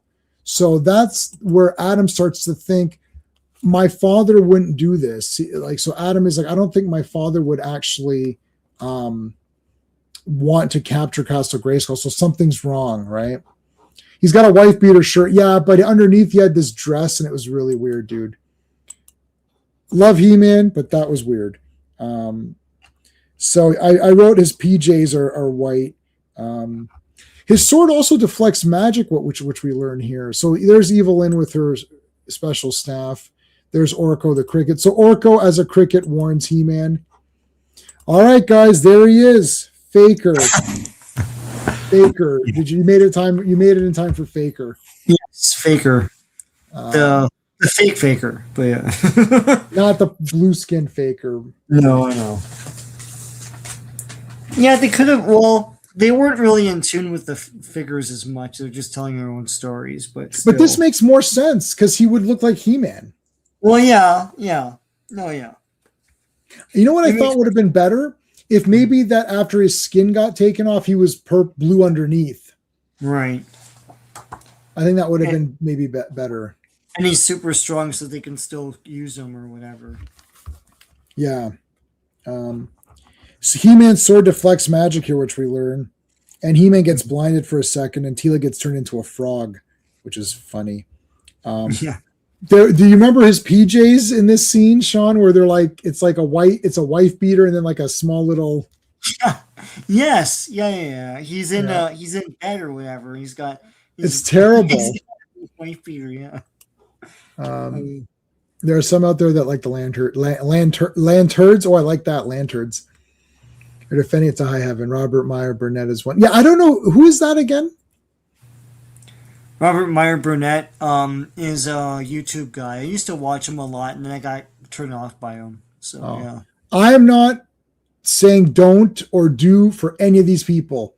If you like Grace Randolph, Rudolph or Randolph? Randolph. If you like Grace Randolph, awesome. If you don't like her, awesome. I'm not getting into feuds with people. I'm my own person. I don't care. If you like, where's the guy's name? I don't like these three name people though. Robert Meyer Burnett. If you like that person, awesome. If you don't like that person, awesome. Don't say J-Man said shit. I'm not getting involved. Yeah, I'm not getting involved. Like, no, you're right. We shouldn't get involved with. I'm not getting involved. If you like someone, perfect. And if they ever want me on, I will come on and argue my points. I'll argue my points with anybody. Right? Like Truth and I don't agree on Superman, but we agree on other things. Yeah. So that's how it goes in fandom. And I love being a little trolly sometimes and see if people, kind of take the bait or whatever. And Nerdrotic, again, if you like Nerdrotic, awesome. If you don't like him, awesome. I'm not promoting anybody. I never met him. Clobby knew him though. From in real life, they knew each other, so that's fine. Again, I'm not, and I don't always agree with him on stuff either, though. And same with I don't know Robert Meyer Burnett at all. I don't think I've ever seen any videos of that guy. I liked him for a while, and then I don't know. To me, he subscribes to the idea of elevating things. I don't like that. So he really loves the Batman, and it's like it, but it's fucking dumb. I can tell. I can poke holes in it right now. But right. So him liking the lanterns thing, I can see that because it's like, oh, it's like True Detective, and it's like attaching the. Oh, shut up. Then it didn't watch True Detective then, Yeah, I don't understand what the arguments are for this. It doesn't look like. And he was a big proponent of elevated horror, which is a term I hate and a whole style that I hate. So yeah, I'm not really sure what that means either. I've been watching horror movies since the dawn of time, so it's like if horror movies don't challenge me on those. You can challenge me on I don't know anything. I don't know very much about Green Lantern comic books except for the ones that I've read. Those that Denny O'Neil, Neil Adams, whatever that combo, and then also the Grant Morrison ones. Other than that, I don't know anything. But I know that this looks boring, and it has nothing to do with Green Lantern. There's no space, there's no aliens, there's no construct. it's maybe those things will be in the show, but they should be in the trailer to get me excited, right? Even the Superman trailer, which I didn't think was very good, still showed Superman doing things as Superman, right? Like it needs to have something. Like even Supergirl is at least fighting aliens or something, right? Like worst case, Supergirl's going to fight those aliens. You know what I mean? Like Lanterns, I don't even understand what's going on in that show. But anyways, let's continue on. Havoc, how's it going? I think the reason Faker had a toy was the color. Oh yeah. That's right. He was Skeletor's lackey. You're correct. Yeah. He did a long documentary on Lord of the Rings. You like Star Trek, real Star Trek, Find a Strange Light. Okay, yeah. So again, who knows? You know what? Some people I like a lot of stuff that everyone hates, Al. Oh, yeah, he loves real Star Trek. No, I mean, there are things I agree and things I don't agree. He was he's a proponent of Bryan Singer because he worked with them. And I don't like anything that guy made, so. No. I watched X-Men #1 today on 4K. Ooh. Yeah. Was that gift shop battle everything I remember? I liked it a lot. I liked it more this time around because it's just so far removed now. Yeah. So I'm not angry with it or anything like that. So, and Cyclops did more than I remember, but not enough. And he's not clearly the leader. Okay, Gold He-Man. That's cool. Goldman. Goldman. And socks. No. So Faker's eyes glow, so you know that. Yeah. Hey, Sorceress leaves Grayskull here as Sorceress. Is that a thing? It shouldn't be. Look, so she's outside of Grayskull as Sorceress. Can that I thought that wasn't. That's a mess. That's a mistake, right? It's a mistake. It has to be a mistake. Yeah. What's funny is that they don't say that in this book, but yeah. No, and she turned into a tree here, so there you go. She did a mantis. Piss He-Man. Oh man. Piss Yellow. Burnett is a bit. Oh, Robert Meyer. He is a bit pretentious. Yeah. I just like what I like. I don't care. I'm not trying to impress anybody either. It doesn't matter to me, man. It's just like, I don't care. I'm too old to try to impress people. I'm too old to fight with people. Like that guy pissed me off yesterday, but he didn't piss me off because of what he was saying. He pissed me off because it's like, I just want to talk about Fantastic Four. Like, go away. If you think my opinion on Lanterns was garbage, then go to my Lanterns video and comment there. Right. Yeah. This is Fantastic Four time. This is He-Man time. I don't mind engaging with the chat because they want to ask questions and I'll answer those. But I don't want this guy. I don't want to I was angry at myself for allowing myself to argue with someone on something this stupid.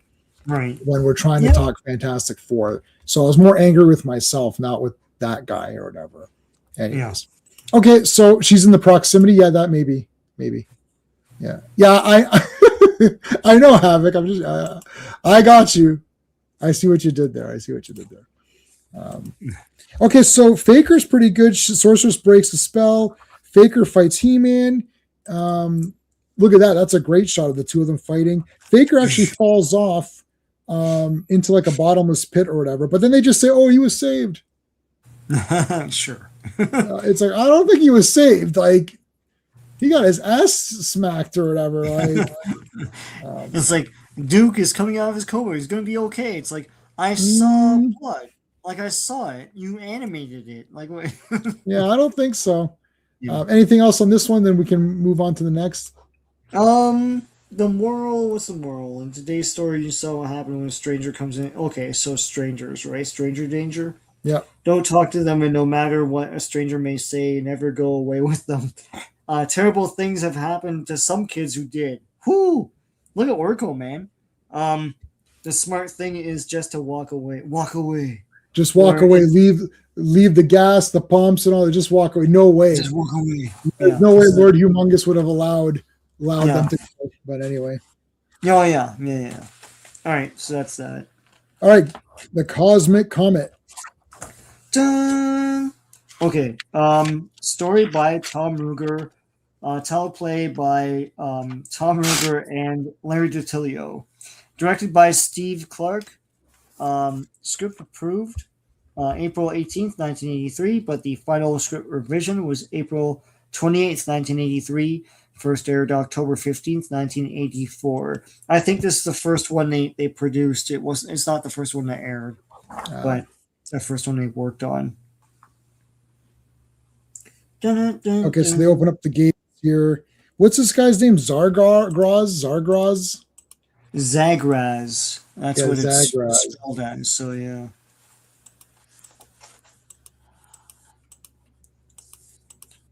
There he is. So there's an evil comet and a good comet, Yeah. and the good comet got destroyed because Zargraz effed up and made it disappear or something, and then that comet is now like a bad comet or something. Yeah. So he lives in the mountains, and they want to get the power of the comet or whatever. Yeah. So he lacks confidence in himself to try to control the comet. So he can actually control them, but he needs his confidence back or whatever. Right. In the meantime, Skeletor has the comet. You got your this kind of silly wizard Zargras or whatever. Yeah. There's a cool part here where Adam trips and Teela actually saves him a bit, which is kind of neat. Right. Yeah, he's about to be smashed by a comet, right? Is that the one?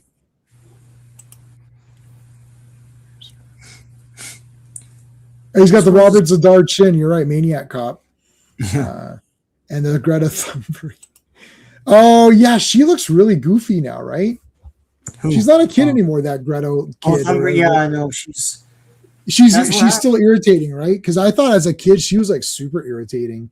Yeah. I didn't like her at all. I thought she was really stupid. I wasn't even listening to what she was saying. She just looked annoyed. Like I hate when kids try to make a big speech or whatever. How dare you? That's right. That's the only thing I know about her. How dare you? It's like shut up. It's such righteous bullshit. It's like go deliver some newspapers or something. Like, aren't you supposed don't kids deliver news? Like, go deliver the newspaper. Like, get out of here. Yeah, she pissed me, right? I didn't even listen to her messages. I just saw her face. I was like, oh, this kid's annoying. I can already see. She was a kid, but she was stupid. It's like she was talking politics or something, right? Yeah, but it's like everything's not really simple. Listen, there might be a giant catastrophe due to climate change, but like you can't just turn shit around just like that. Like, I mean, go run a business and find out. Like, fuck. Right? Yeah, she's AI, and AI super sucks.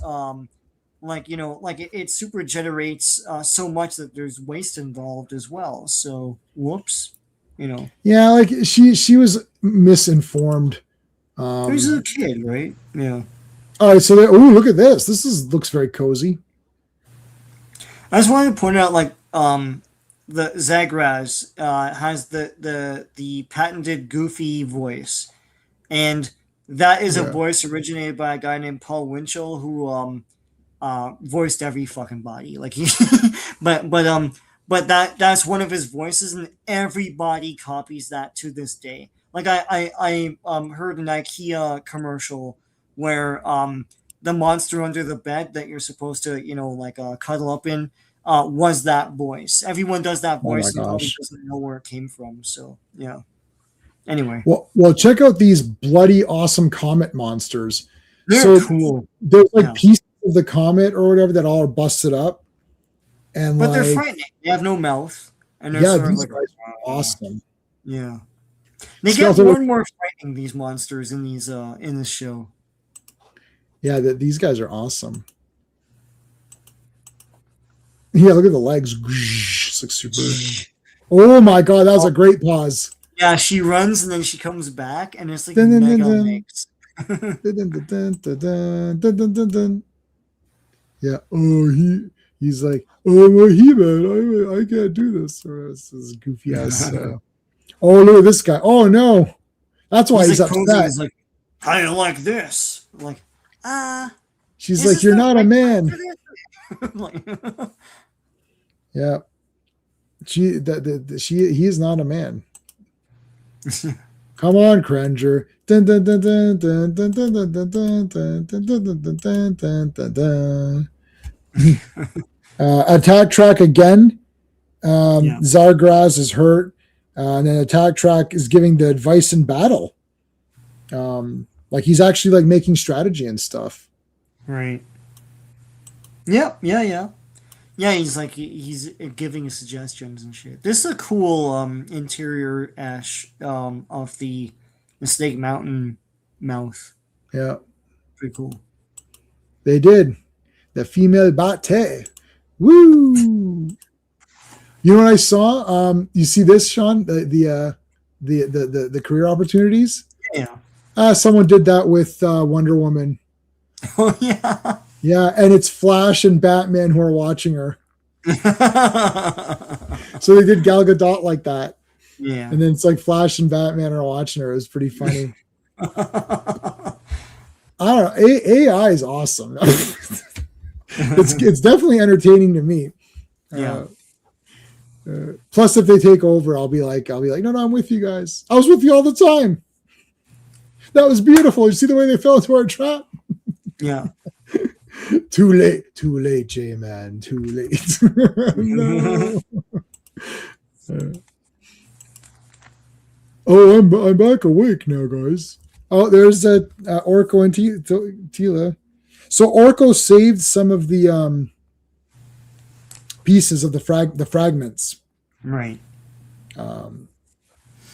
So from the fragments, they're trying to make another comet so that the other comet isn't lonely. So He-Man literally like meshes them together and they create another comet. They create it with love. With love. They create it with love. So it's all heart. And then, is it my imagine? Okay, now hold on a second. But you bear with me for a second. Is it my imagination, or are the two comets male voices? No, they are. Yeah. So, but it was supposed to be like, are they together? Like, it was kind of weird.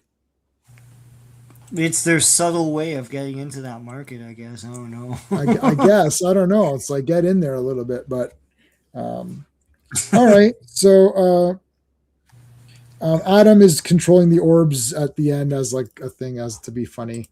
And what was the moral on this one? Confidence. It's if at first you don't succeed, try again. All right. But what if you don't succeed at all and you just keep trying? Isn't that the definition of insanity? Well, it's how you get anything to work on your computer sometimes. So That's true. You keep trying. What's this one? The Taking of Grayskull. Yep. Take it. Was this the one you said we were talking about voice actors, and you watched this? Was it? And you're like, holy crap! Like Irwin does everybody. Oh yeah. This is Orko's birthday. Yeah. What is the? Yeah, go ahead. Taking a Grayskull. Written by Janice Diamond and directed by Ed Friedman. Script approved April 25th, 1983, but the final script revision was June 15th, 1983. Air date was December 10th, 1984. All right. Bum, bum, bum, bum, bum. Dun, dun, dun. Yeah, the chef here. So the chef is a character, I guess, and they name it at some point. Basilia or something. Yeah, what's his name? Or is that Basilia. someone else? Basilia, yeah. No, occurrences in the province of Basilia. Oh, the province of Basilia. Sorry, the chef. I didn't get his name. Yeah. Oh, yeah, there's winds and boulders, and it's being all destroyed, and the sword disappears. Yeah. But what I was gonna say was that chef is what Skeletor disguises himself as in Secret of the Sword when he goes into the palace. Oh, It's totally this guy. It's exactly this guy. But anyway, yeah, they name him, but I can't remember. Anyway, yeah. So everything's disappearing. yeah.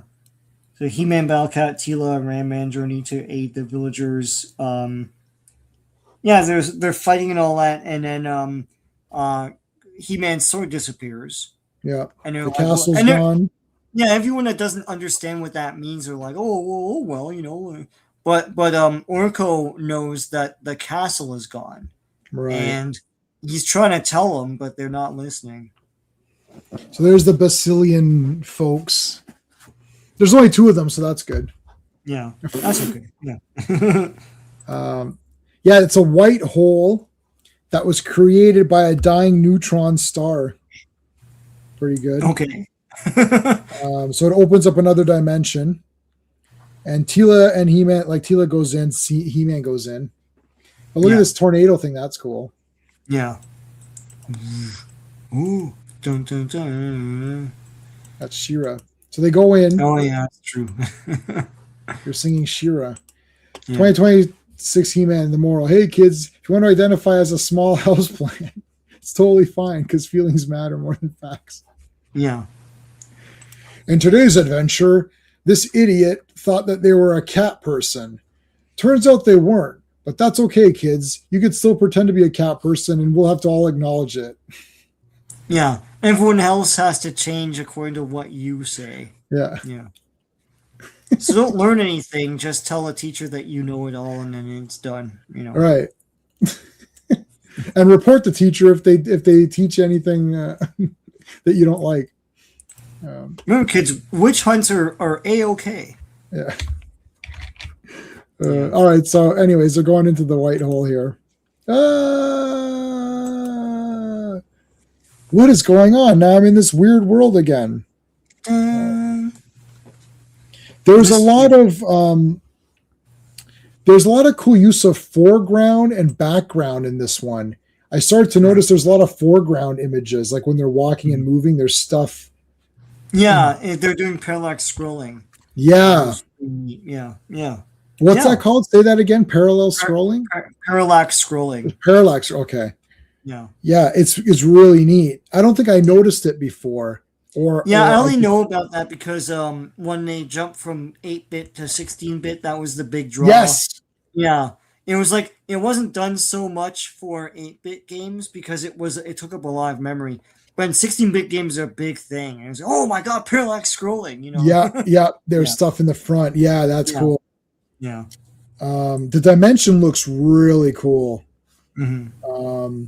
I feel like there's like a lot of great background art and foreground art, and like this is another one of this opposite dimension. Everything's in the opposite. Yeah. Skeletor does capture the sorceress here too. There's Tila. Like, look at the backgrounds, man. That's super neat. Yeah. It's like totally weird. Like it's a super weird environment.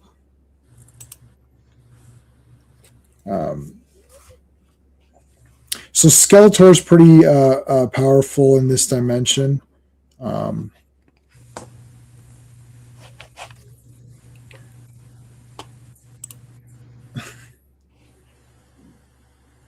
Yes, that is a great moral. Yeah.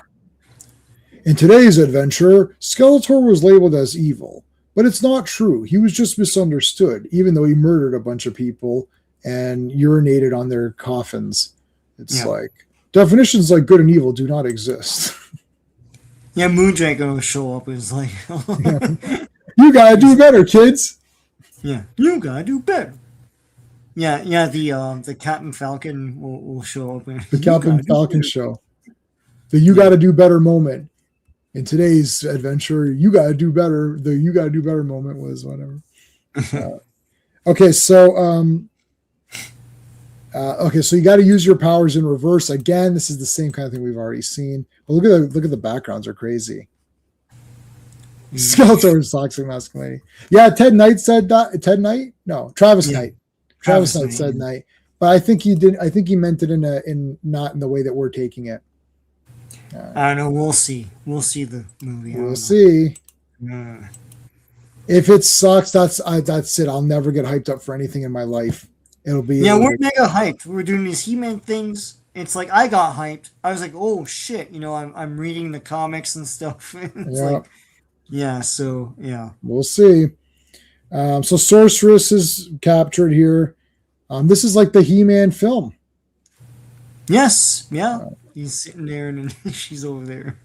So she's going to use a mirror here to try to reverse the polarity. And then He-Man gets the powers of Grayskull, and he's so strong that he literally lifts Grayskull.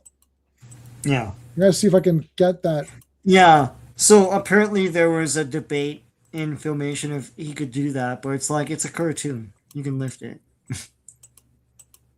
Come on, there's gotta be a way I can get that.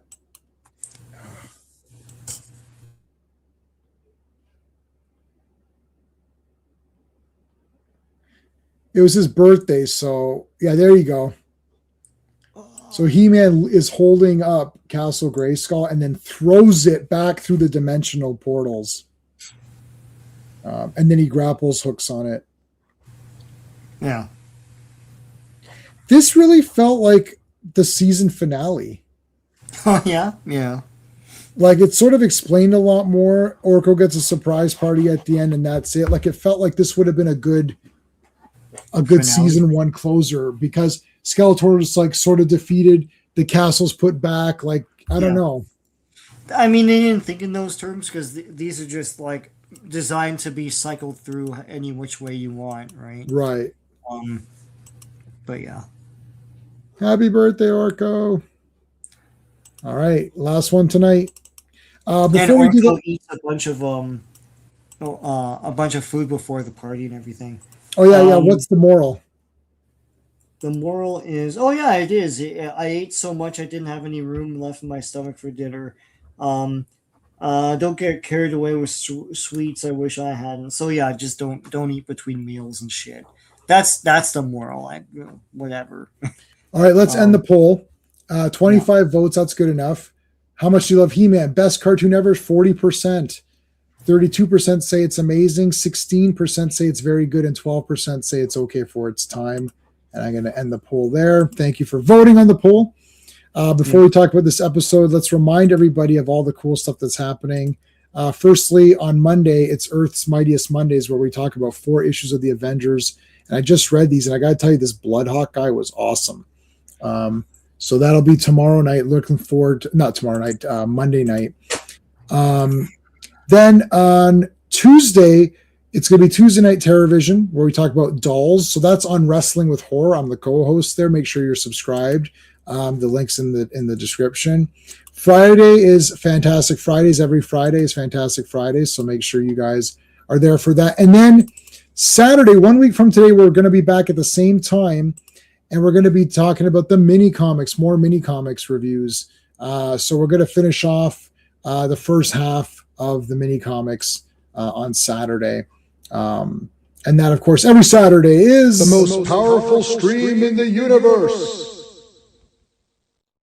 So yeah, make sure you're there for that. Again, 1 week from today, same time. Okay, Sean, what have you got going on besides the streams you're on with me?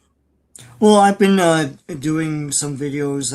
I put up the Starcom, and of course the Jack Kirby designed Schwarzenegger cartoon thing. It's pretty cool. The coloring book for A-Team. So I'll be. I hope to make more videos tomorrow and intersperse them throughout the weeks. So stay tuned. Okay. Double-Edged Sword. Written by Robbie London, directed by Gwen Wetzler.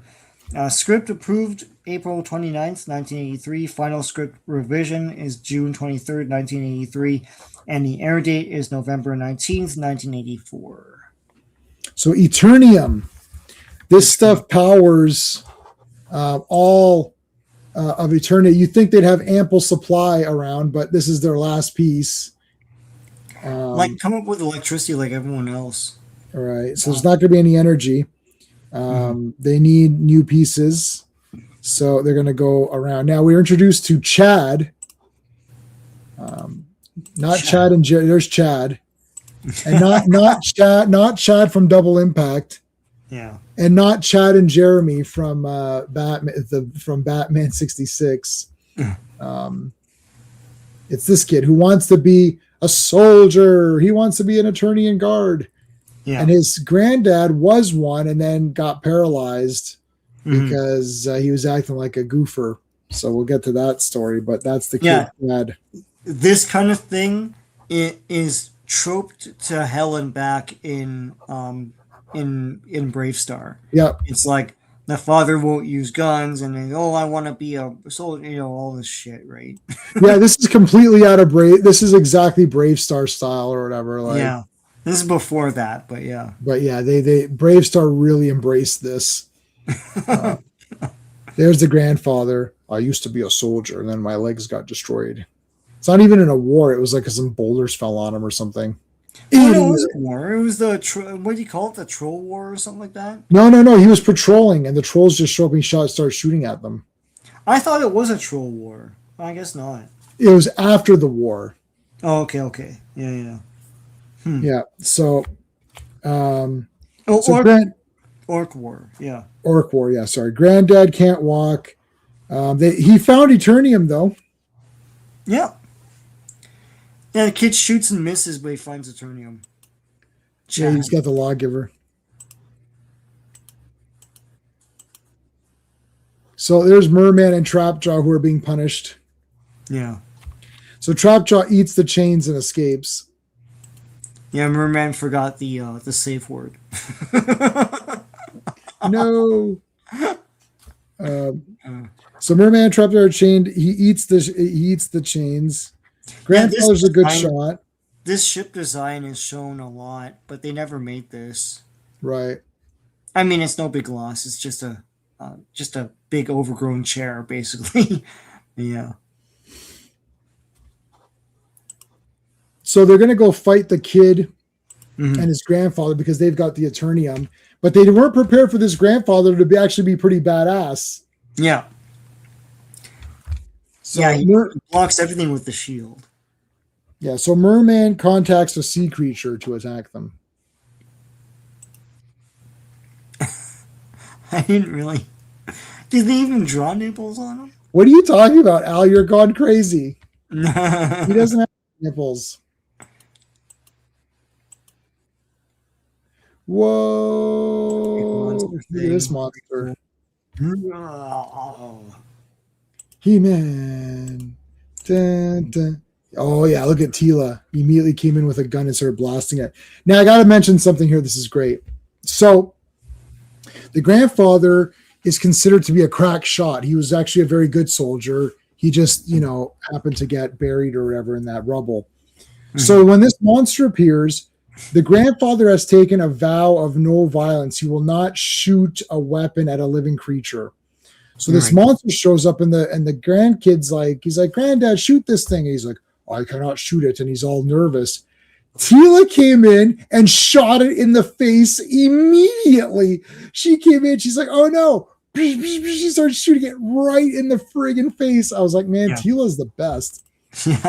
This was like the greatest thing ever, man. She came in and shot it right. So he's like, I can't shoot it.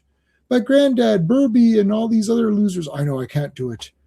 Teela came in and literally shot it in its face immediately. Yeah. Like this shot in this face. And then He-Man comes in and ties it up. And then there's He-Man tying it up. Mm-hmm. With its own tentacles, by the way. Right. And then Trapjaw wants to eat the Eternium. Mm-hmm. He does have this cool harness. Trapjaw has a lot of different attachments in this one. Right. Yeah. Yes. He has that cool hoisting device or whatever. Pretty neat. Oh, that's cool. Here it is. Yeah. So he's got this. Look at this thing. Yeah. It snaps though, but he's like, oh. That monster was really hard to kill, so they had to tie it up, Al. But she shot it in the face. Yeah. So Trapjaw then goes and eats the Eternium, and now he's like this big powered up guy. Right. He ate a little bit of it, not the full thing.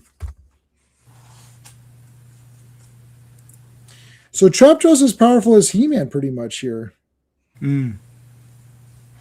But it doesn't last. It comes and goes. So he has to keep eating more. Merman's tied up.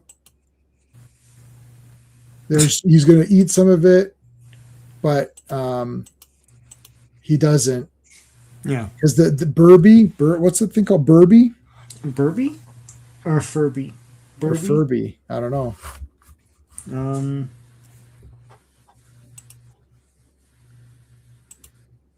Burby. Yeah, you're right. Burby. Yeah, Burby. So Burby grabs it and accidentally eats it, but it's actually caused him to die. He's going to die. Yeah. They have this cool portable prison. Right. Yeah. Yeah, Trap Jaw is a Swiss Army knife. Yeah. Swiss Army Trap Jaw. So Trap Jaw is trapped. And they actually say they're going to take him as prisoner. He doesn't escape. Yeah. Usually, everyone escapes in these cartoons. Right. To reset it back. But, yeah. Yeah, so Trap Jaw is captured. So Burby's dying. They got to go to the Chamber of Life. The Chamber of Life. The Chamber of Life. Here it is. Burby in there. It's like, and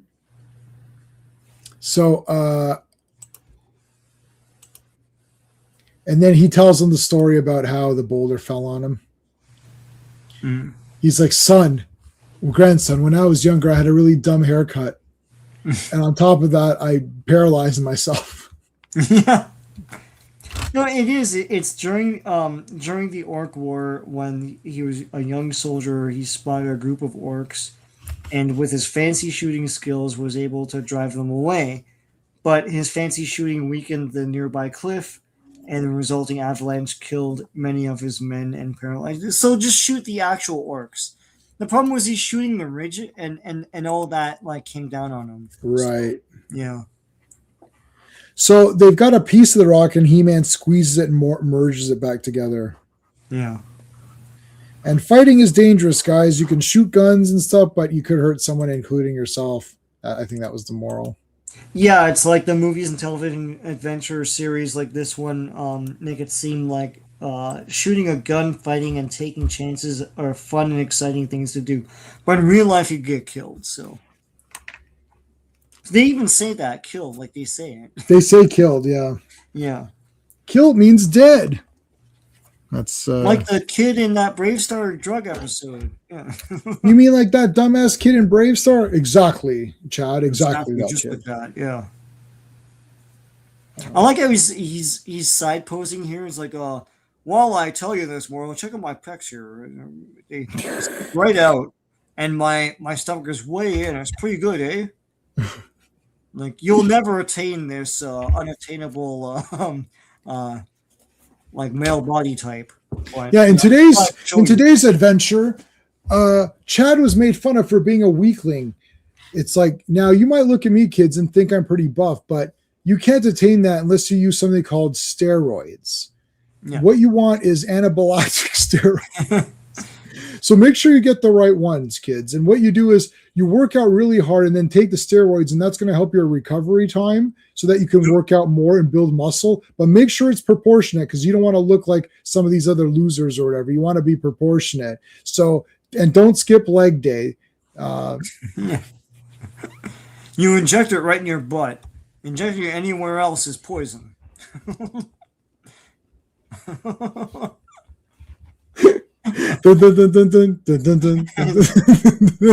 Until next time, kids. Timmy, what are you watching? In today's adventure, we found out that a lot of girls don't look as hot as Teela. Yeah. And Tila's spoiling you for when you head into puberty, kids. Yeah. I just thought I'd let you know, because most teenage girls look like Chad.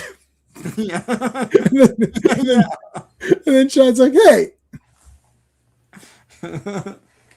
what's good? Do you know it? And I know it." remember in South Park, there was one where they're talking. There's like they found the arrowheads or something, and then they're like, they go to the news. And they're like, oh, in local news, small town of South Park, some children found some Indian arrowheads or something, right?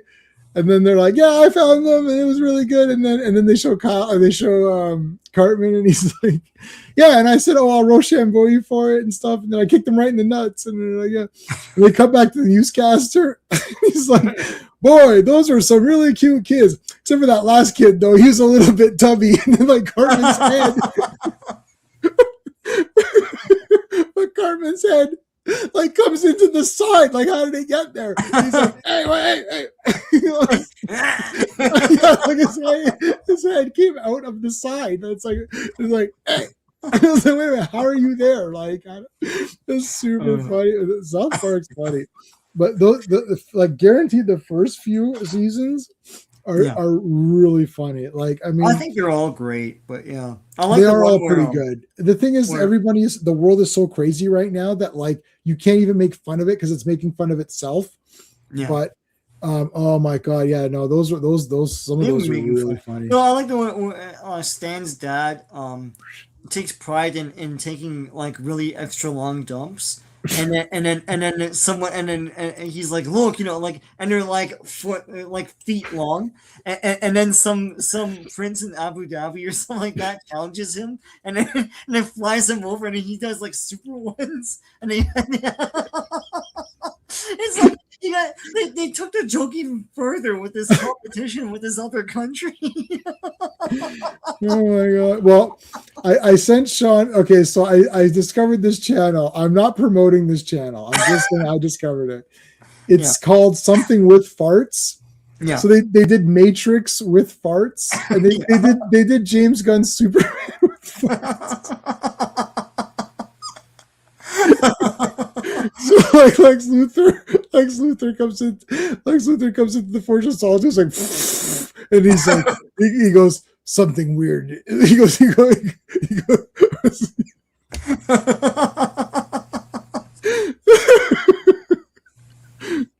So all it is, it takes movies. It's got Titanic with farts and stuff. Yeah. But sometimes they say something that could be applied to a fart, right? And it's like, do you smell it? Yeah. So it's like in Matrix, the Oracle woman is there, and she bends down to check her brownies or whatever she's cooking. It's like, she's like, it's not ready yet. And they come back to Neo, and he's like, like he's looking all weird. Sometimes they have expressions like someone just farted. So you insert a fart in there. So I'm not telling you to subscribe to this person. I have no idea who it is. I'm just telling you that I was laughing my ass off on these. It was really funny. Oh my goodness gracious. That was great. So yeah, it's just called With Farts. If you guys want to see, I mean, it's so stupid, but this guy's got a thing. I don't know. Oh my God. But and I still watch Space Ice. I know it's like his, he's still funny to me. Yeah. Anything else to discuss in the last little bit here? Do we miss anything on comments? Excreta toxin. I don't know. Does it do that? I don't know. It could. Oh, I saw that. Did we talk? Yeah, I guess. I'm gonna watch Duel to the Death again tomorrow. Oh wow!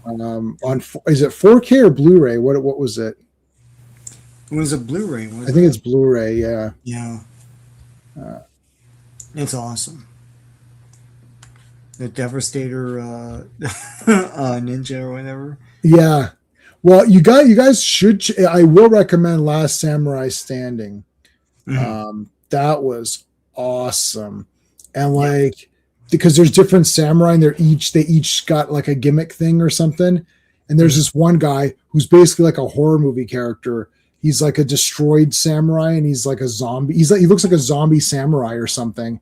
Right. And like he's after them, and then like you cannot stop this guy. It's crazy. And he that was awesome. And like everybody, the main guy is called Manslayer, like because it starts off and he literally like killed like it's like he's destroying people. Yeah. He's awesome. He's like the main good guy or whatever. And there's like good guys and bad guys, and they're all kind of fighting each other. So it's basically a tournament movie, but it's a on the road tournament movie, and it's like 300 samurai. Oh yeah, I enjoyed Flesh and Blood. Have you seen Flesh and Blood, Sean? No. You talked. I told you about. Yeah. Yeah. I mean, I guess enjoy is a word that you could use for it. It's rough. Yeah. It's rough. There's a guy who reviewed it and was like, I walked out 40 minutes in. It's a good movie, well made. It's Basil Polidorus soundtrack, so it's awesome. Yeah. I can't even show you guys clips of it because Jennifer Jason Leigh is nude through a lot of it, and I don't know how old she was.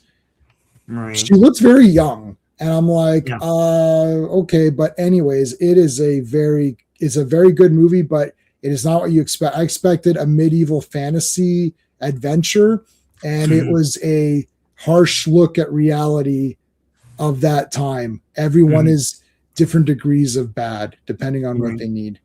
Yeah. Hey, Anthony, how's it going? We're just ending, buddy. Sorry you came at the end. We just finished, 12 episodes or something, or 11 or 12 episodes? Yeah. But yeah, Flesh and Blood, I mean, I would recommend it if you're interested in a Paul Verhoeven movie that's pretty rough. Like RoboCop is nothing compared to this movie. It's pretty rough. I would say Flesh and Blood is rough. But I mean, for me, I watched Terrifier, so it's nothing for me. But it was very good. I just wasn't prepared for what it was going to be. But yeah, and I've got the special edition Blu-ray, so I'll watch it again. Conan Ridge, because Conan was exactly nice. Yes. Well, Conan the Barbarian is my favorite movie of all time. I'm not sure if you guys knew that. Take care, Al. Yeah, we're gonna end off in like 5 minutes.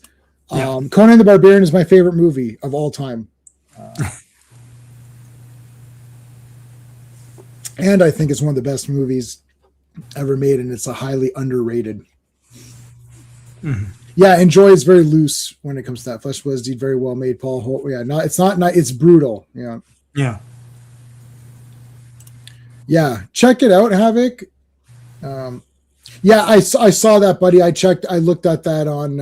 I looked it up when you mentioned it. Yeah.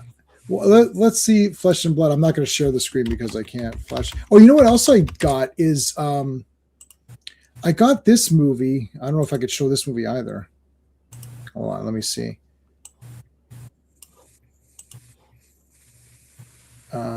Hey, you know they're doing the Ghost Galleon is coming on 4K, which I ordered.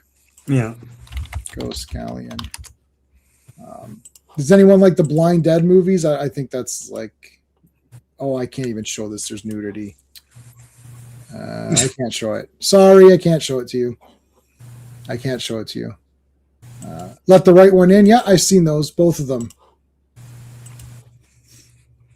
I saw both versions. I'm actually excited that what you're describing is what it is because I don't want Master of the Universe to be over the top or ridiculous like the show. I'm not sure what this new He-Man's going to be like. It looks like it is going to be a lot of like fun, maybe borderline silly stuff. I like the original Masters of the Universe movie. The original Masters of the Universe movie, which we're going to be covering in a couple of weeks. We're going to be covering that in a couple of weeks, guys. And I love that movie unapologetically, unironically, not distancing myself. I think it's great. I like the messages in it, like the morals in it. I love every part of it. He-Man giving himself up to save the people. They tell me about the loneliness of good. That entire thing is best. There's only one of you. That is awesome. I just like Man at Arms in that movie. Is just like the most badass guy ever. He's super like sold that role. I like Strickland or whatever. It's Lubick is his name in the movie. This is for real. I love Masters of the Universe. I don't think it's stupid or cheesy or dumb. at all. And like Blade is like super badass. And actually, Zerad is like this one guy. The one I was watching the Power of Grayskull, and the one guy's like, they killed Zerad. He was like the best looking guy because why didn't they kill Kargoth or whatever? He goes, Zerad was the most interesting looking guy or whatever in the thing. I like the remake. I like the remake original. Yeah, I like them. I like both of those. Let the right one in. Yeah, I like both. Is your way we can make a human in the Master Universe comic very serious and documentary? I would think so. I think you could do it because the Dolph Lundgren movie was very close to doing that. It's like 2 steps away from being Conan, right? Like you could have done it serious. Skeletor, like Frank Langella, is not joking around. No, he's like pretty damn awesome. Right. Like, he is not being funny. Like He-Man. He's like, he goes, no. I love where it's like, let her go. It's like, I don't think so. No. While she remains imprisoned within this energy field, her power strengthen my own. It's like, yo, wondrous sorceress will be destroyed. He's like, you dare threaten her life? I dare anything. I am Skeletor. Throw down your weapons. And then you can hear in the background Evelyn's like, it's the locksmith. The little worm has another key. What? And like Skeletor's like all interrupted during his big speech. He's like, kill him. He's the best, man. I love Skeletor. He's like, I would say Skeletor is my 3rd favorite villain in cinema. Hold on a second. It's Darth Vader's number 1. That's obvious. I mean, number 2's got to be Thulsa Doom. That guy's like super badass. I think Skeletor I might like him better than Thulsa Doom. Sean, where's Skeletor in your cinematic villain list? He's got to be like top. Yeah, the way he plays them is great. So, and the way he looks is awesome. The gold Skeletor is the friggin' best. Yeah, but even just like with that staff and the cloak, like when you first see him, boom, boom, boom, that sound effect and everything. Yeah. I've ever seen Ice Pirates. Come on, Havoc. You can answer that on your own. Favorite actors. The guy who's in Hellboy in the first 2 movies was in a favorite. You're talking about Ron Perlman. Yeah. I love Ice Pirates. That's a great movie. Yeah, I have it on DVD or Blu-ray or whatever it came out on. Yeah. When I was younger was well, if you like Jennifer Jason Leigh, so yeah, you'll definitely like Flesh and Blood because there's a lot of flesh. Yeah, like a lot, multiple times. What's your opinion on a comic that just finished for 30 Days a Night? I didn't read it, but it looked very good. I liked 30 Days a Night, the movie. The first movie I thought was pretty good. Yeah. Oh yeah, Megatron's awesome, but he's not a live action guy. Oh, I guess he is I don't count that fake Megatron. That doesn't count. No. I meant in film, like in a live action movie. In cartoons, Skeletor is the best. Everybody knows that. But my favorite is everyone going to get angry at me. Scorponok is my favorite Decepticon villain leader. Black Zarek was pretty good too. It's because we watched the Japanese show and they actually made characters and personalities out of these guys. So, Scorponok is a great schemer and a wonderful villain character. Yeah. But the thing is, most people haven't seen those shows, right? So, yeah. Yeah, I'm really happy we did those because Transformers is the best. Those Japanese ones are why don't, what are these losers doing? Get those on Blu-ray and get them redubbed so that a new audience who can't read subtitles or can't read or whatever can watch these. Even if you got Japanese subtitles, but redone the quality. So the DVDs that Sean and I both have, firstly, they're hundreds of dollars and are out of print. Yeah. And the quality is not great, but it's way better than what you can find online. But I love Megatron and Galvatron. I love both those characters, but Scorponok. But the guys in Super God Master Force like it's crazy, man. Like I don't. Yeah. Oh no, not bad guys in general. No. Whoever. That's right. Specific. Well, Transformers is what? Skybound, right? So Right. Terminator's what? Dark Horse. So it won't happen, Anthony. Sorry, man. Not gonna happen. That Transformers Energon universe is fire. Everyone, there's not one person who doesn't like it. If someone doesn't like that new Transformers comic, they're lying. They're lying to your face. Everyone likes it. Yeah, I like it better than their GI Joe one. I like it also better than GI Joe. The Energon one. I unpulled that, but I still like the regular Larry Hama Joe. Favorite Decepticon Starscream? Acer? Oh God, I don't. I can't answer like who's my favorite. It's just that's like. Well, Scorponok. Scorponok's the best leader. Right. I really like Twin Cast Mm-hmm. or Blaster. You know, I don't know. There's something special about that character for me. I don't know why. Transformers are not the best. He-Man's the best, right? Yeah. I love both these things. I'm a He-Man guy first and foremost, but Transformers has like changed my life in these last ones we were watching. I was a kid when Flesh and Blood was on HBO. Yeah. Yeah, we're gonna do Beast Wars and all that eventually, yeah. Yeah. Goldorak. Do we know who that is? Yeah. I don't know. Oh yes, I know this character. This is like from a Zinger Z or something, right? Oh yeah.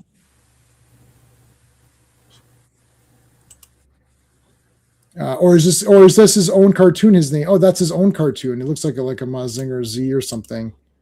Okay, I looked it up. Yep.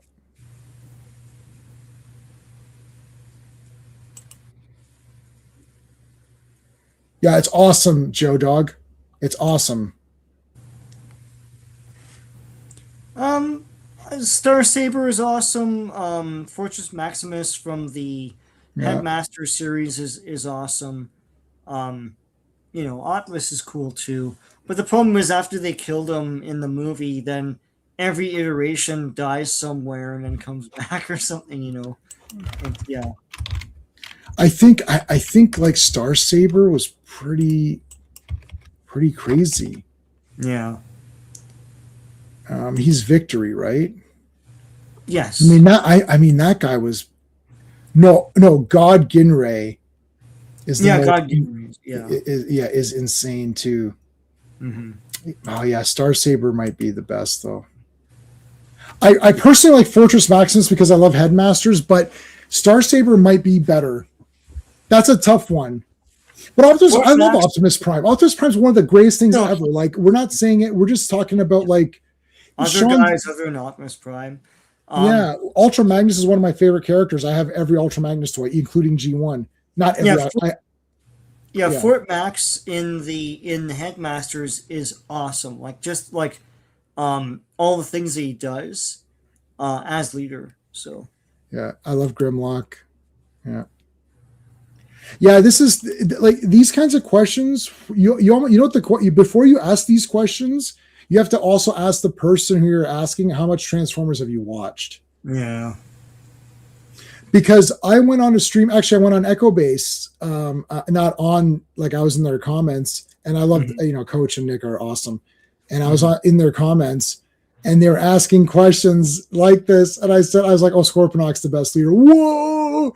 And everyone was like getting like out of shape. They're like, "What are you talking about? You're going talking crazy." All they know is the cartoon, because they only know Megatron, right? And they're like, "Oh, he's not better than Megatron." I was like, "Says who? He manipulated Galvatron, treated him like an idiot, built an entire body before that guy knew what was going on, usurped him, and took control of everything." Right? It's like, because they never saw that show. They never saw that, right? Yeah. So that's just ignorance. That's not. Yeah. They're not, they're arguing from ignorance. They don't know of these other characters.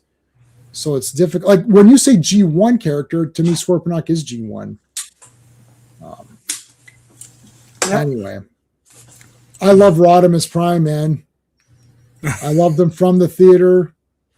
I know nobody likes them, but I love them.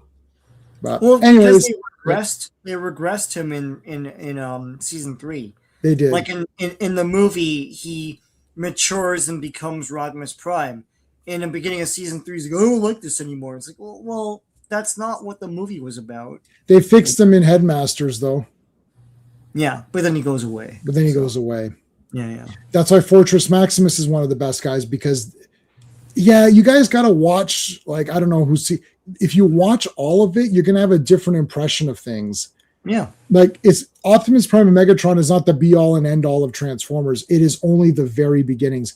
It's like saying, like, if you watch Dragon Ball, well, I'll say this and we'll end. You're watching Dragon Ball. Think about how crazy Dragon Ball got, right? Yeah. Starts off with like Son Goku, little guy with a tail, being cute with Bulma, and they're just having cute little adventures. And all of a sudden, there's like planets at stake and spirit bombs, and going to the other realms and dying and resurrecting. And so you're saying, oh, Son Goku's the best. It's like, yeah, but what about Vegeta, or what about Piccolo, or what about these other guys that get more pumped up? Goku himself becomes crazy. What about I don't know, like Trunks or something is pretty powerful. Like it's like if you've only watched Dragon Ball and you never went into the Z stuff after, you have a different interpretation of what it is, right? Like you might say was the worst one because he's I watched it on YTV and I was like, F Dragon Ball. And then you guys are like, oh, it's awesome. It's because it's a different series and it's like completely different, right? So but I like the one that you said sucked. I like it. I watched all of that. I wasn't compelled to watch the rest of it. I was like, okay, but if you want, I don't know, whatever. You do what you want. You be you. But Dragon Ball Kai eliminates the filler episodes and is awesome. And I read the manga too, so that's the other thing. Yeah. Last thing, you guys think? They can do anything, but they're not capable of it. So, yeah. On that note, we'll end. Guys, thank you for watching. Good journey. Hey friends, you've just been listening to J-Man, and he is the smartest person who ever lived. So make sure you like and subscribe.